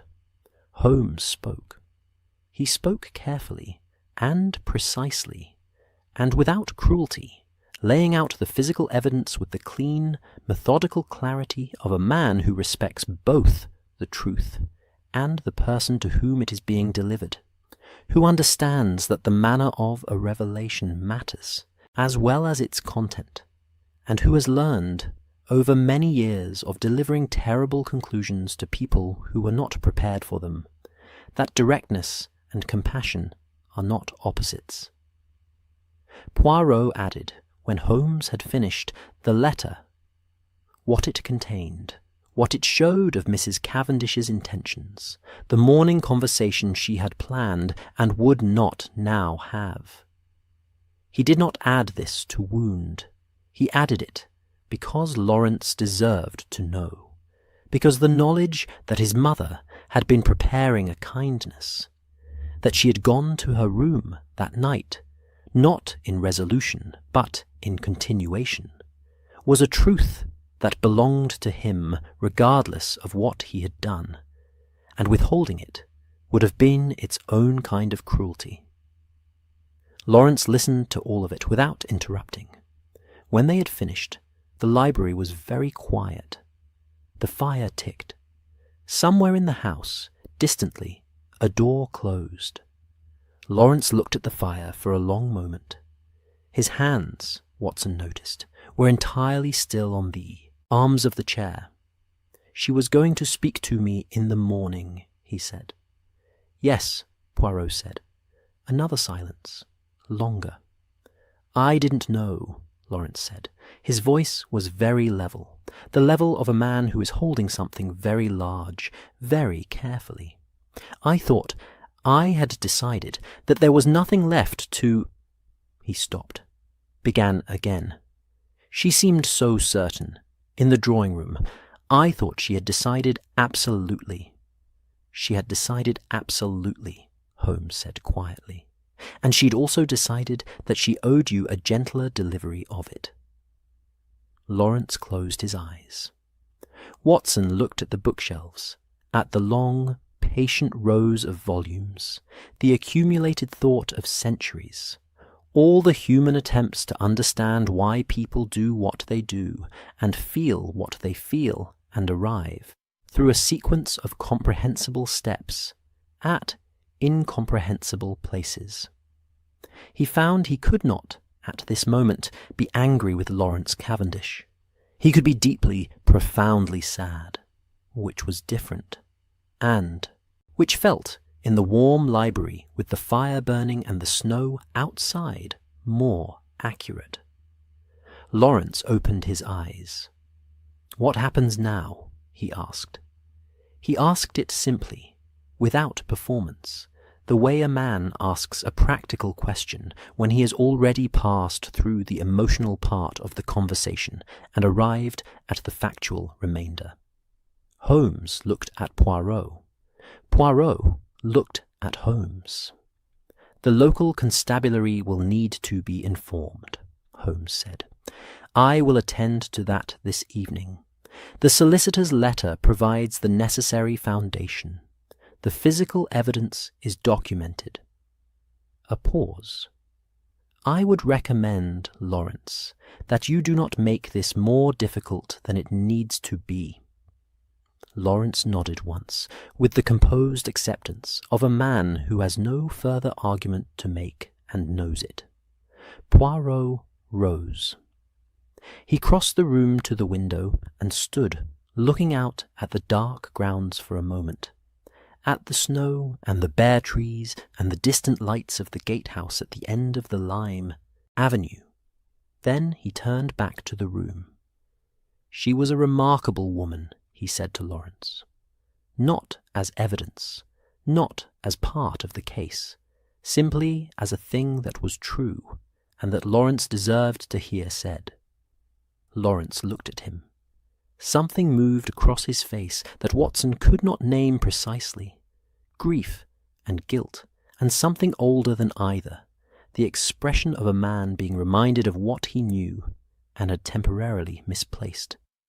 Yes, Lawrence said. She was. The fire burned on. The clock on the mantelpiece marked the half-hour with its quiet, reliable chime, and the drawing-room next door waited with its lamps and its Christmas tree and its holly on the mantelpiece for the household to return to it, as households do, because the evening continues, and the fire needs tending, and Christmas is still coming, regardless of what December has brought. Watson opened the library door. The morning train back to London departed from the village station at 8:10, and it carried with it, among the frost-breathed quiet of its early passengers, 2 gentlemen and a small, impeccably dressed Belgian who had agreed, without anyone explicitly proposing it, to share a compartment as far as Liverpool Street. The village station was not much of a station, a single platform, a waiting room with a coal stove that had been lit with more optimism than skill, and was producing more smoke than heat.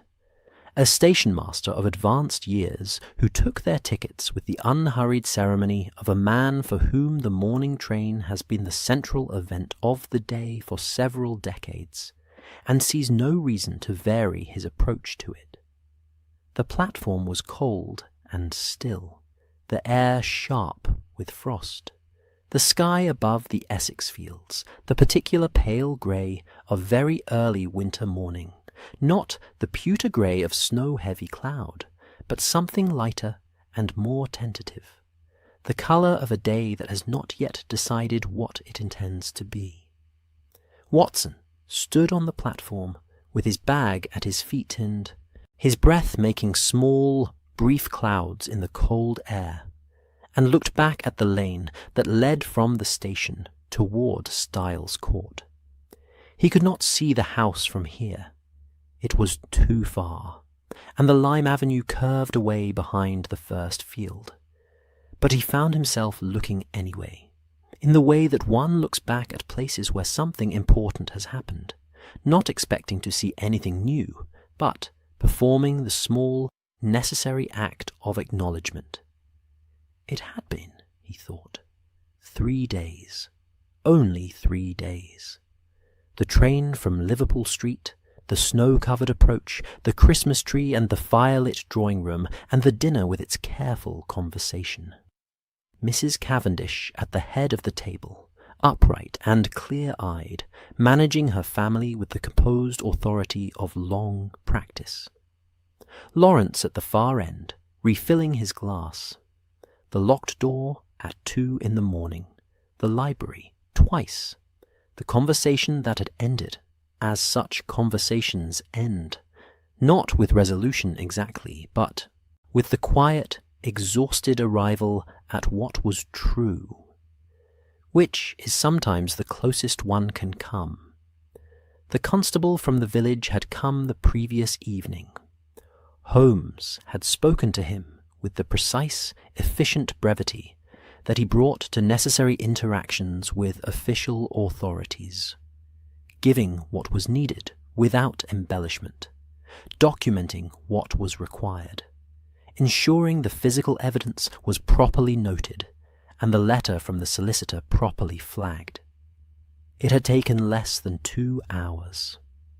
Lawrence had accompanied the constable without incident, with the same composed acceptance he had shown in the library.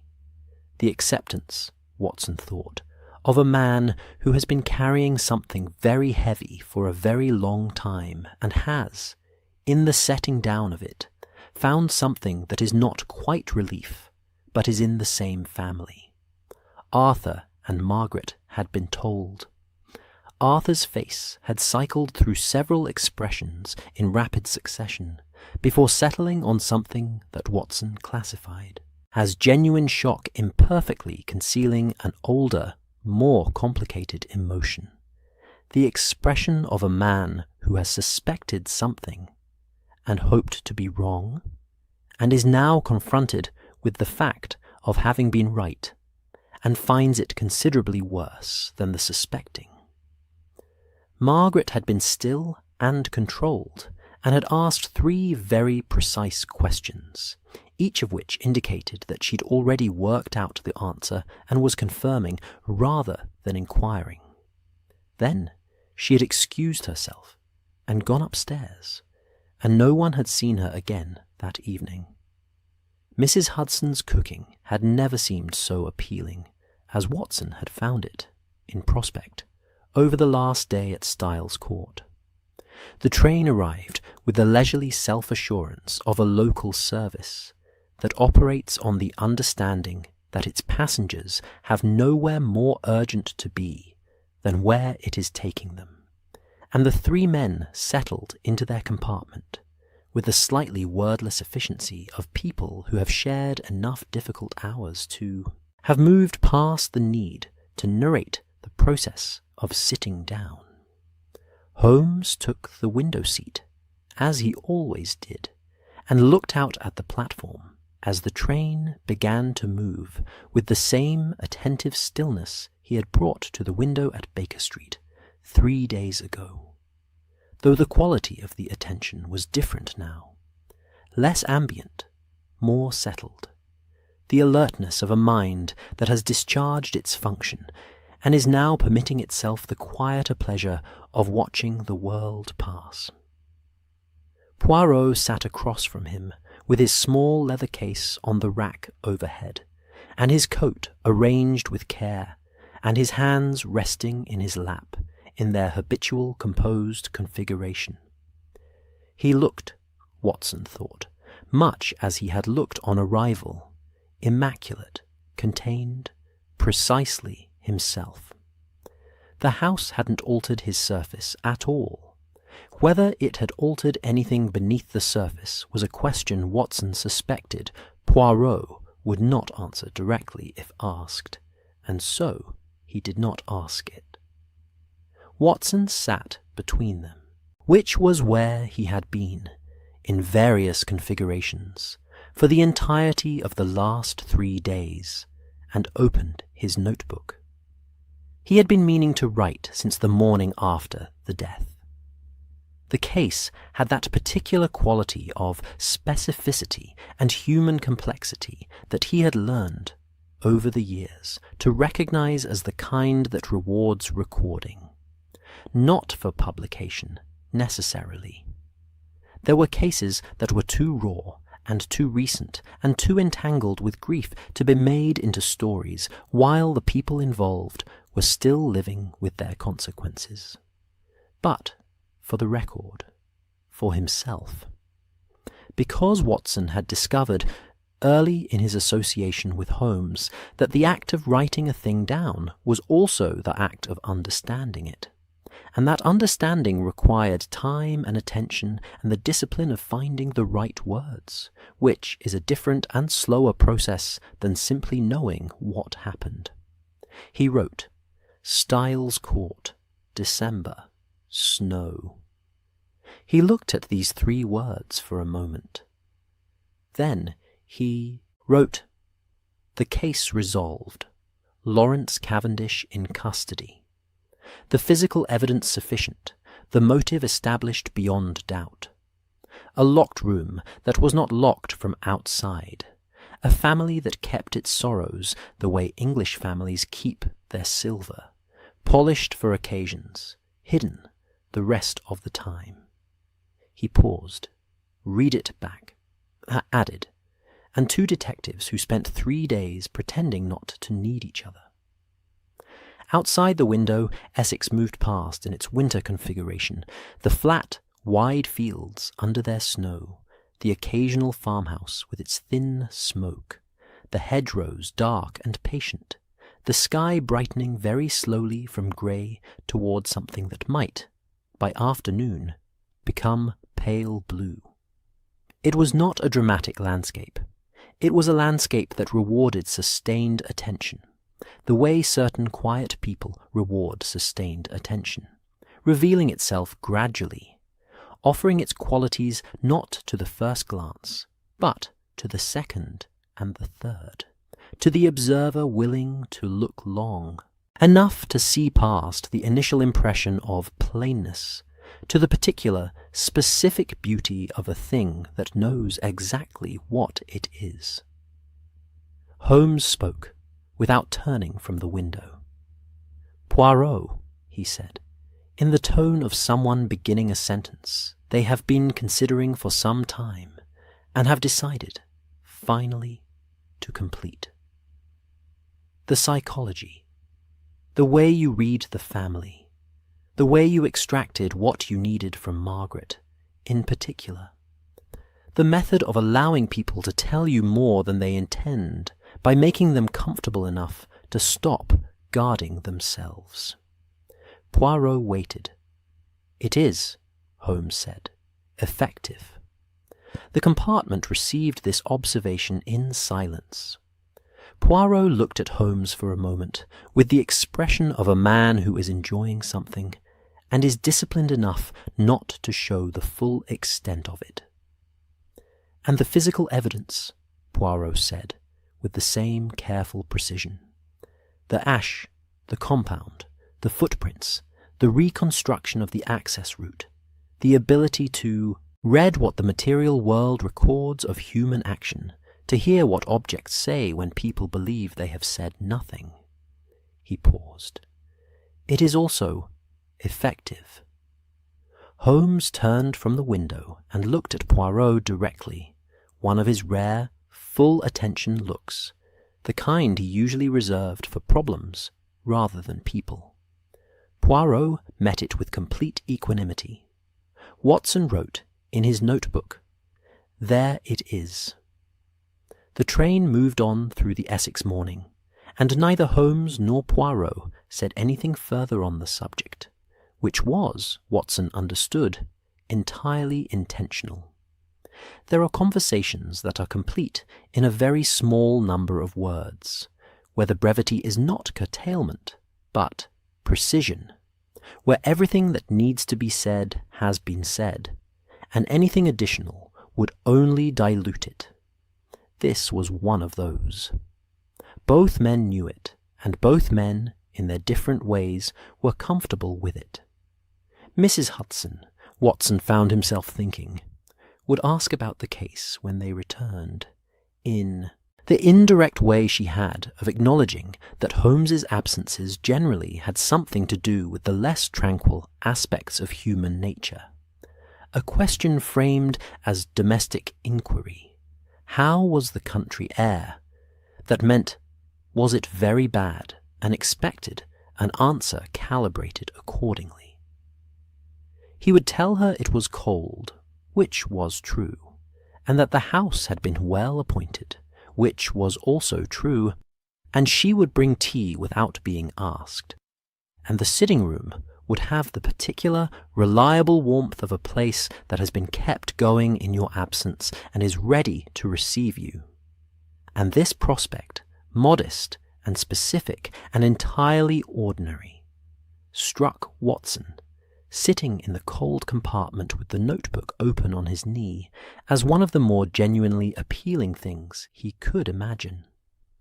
London announced itself, as it always announced itself on the return journey from Essex, not suddenly, but by accumulation, the gradual thickening of the buildings alongside the track, the terraces pressing closer, the gardens shrinking, and the streets multiplying, the specific density of a city reasserting itself around the train, the way water reasserts itself around a vessel lowered into it.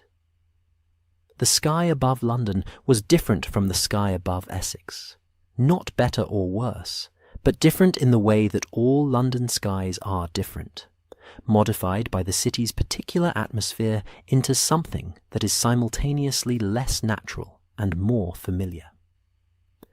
Poirot's calling card was small and cream-coloured, printed with the precision that characterised everything about him, and he presented it to Watson at Liverpool Street with a small, formal inclination of his head, and the warmth of a man who means the gesture.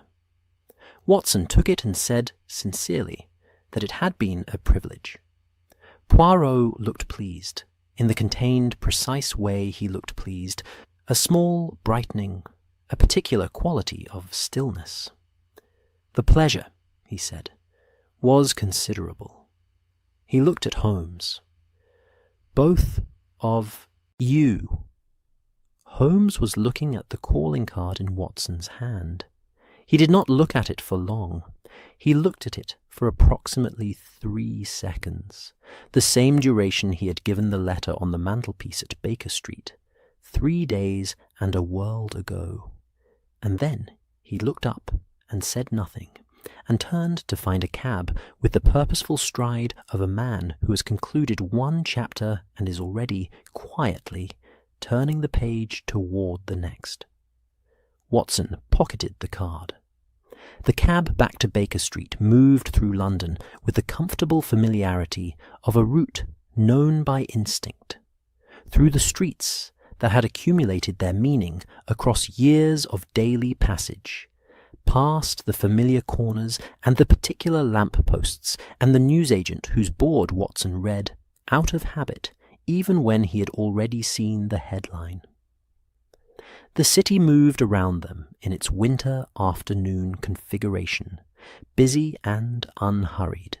The soot and the lamplight and the hansom cabs and the smell of coal smoke and the distant sound of church bells, all present and correct. London being London, with the reliable consistency of a thing that does not require an audience to continue performing itself. 221B received them with the quiet confidence of a home that has been waiting and is not surprised to see them. Mrs. Hudson's footsteps in the kitchen. The fire already lit. She had known, somehow, the time of the train, because she always knew. The sitting room, arranged in its customary disorder. Holmes's chemistry bench, Watson's chair, the violin in its case on the side table, the morning's Post unopened on the mantelpiece beside the clock. The smell of the room, coal smoke and old books and the faint trace of something chemical and the underlying unidentifiable scent that is simply 221B and nothing else, the accumulated essence of years of occupation by two people who have made this place into something that means home in the fullest sense of the word. Watson put down his bag and sat in his chair. Holmes stood at the window.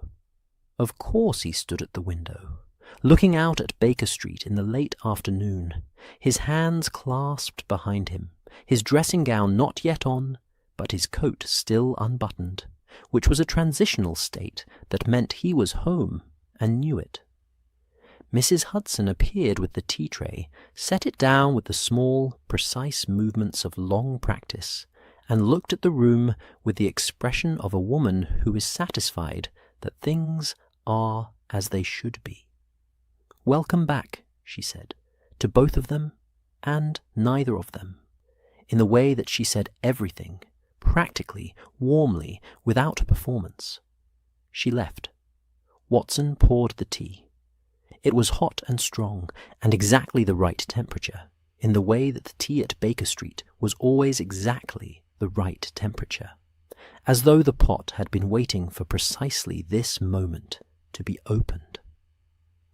Holmes did not turn from the window, but after a moment, in the voice that Watson had learned to recognize as Holmes thinking, aloud rather than speaking, the voice that was quieter than his usual register, and slightly more careful, as though the words were being chosen rather than simply produced, he said, "Poirot is not wrong, Watson." Watson looked at his tea. About what, specifically? A pause. The fire shifted. Outside, London moved through its early evening with its customary indifference to the private moments occurring within its buildings.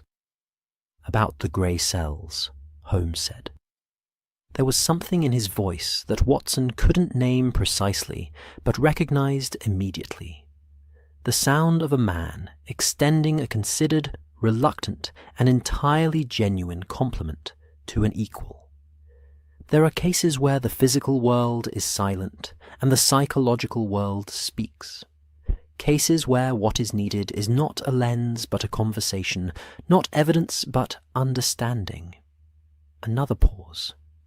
I do not find this comfortable to acknowledge. No, Watson agreed. But there it is. Watson drank his tea. The fire crackled in the grate. The snow outside had stopped, and in the pause between one weather system and the next, Baker Street lay in the particular crystalline quiet of a winter evening that has decided, briefly, to simply be still. The gas lamps burning in their steady halos, the pavement gleaming faintly with frost, the sounds of the city softened and distant. Everything held in the amber suspension of an hour that is not quite evening and not quite night.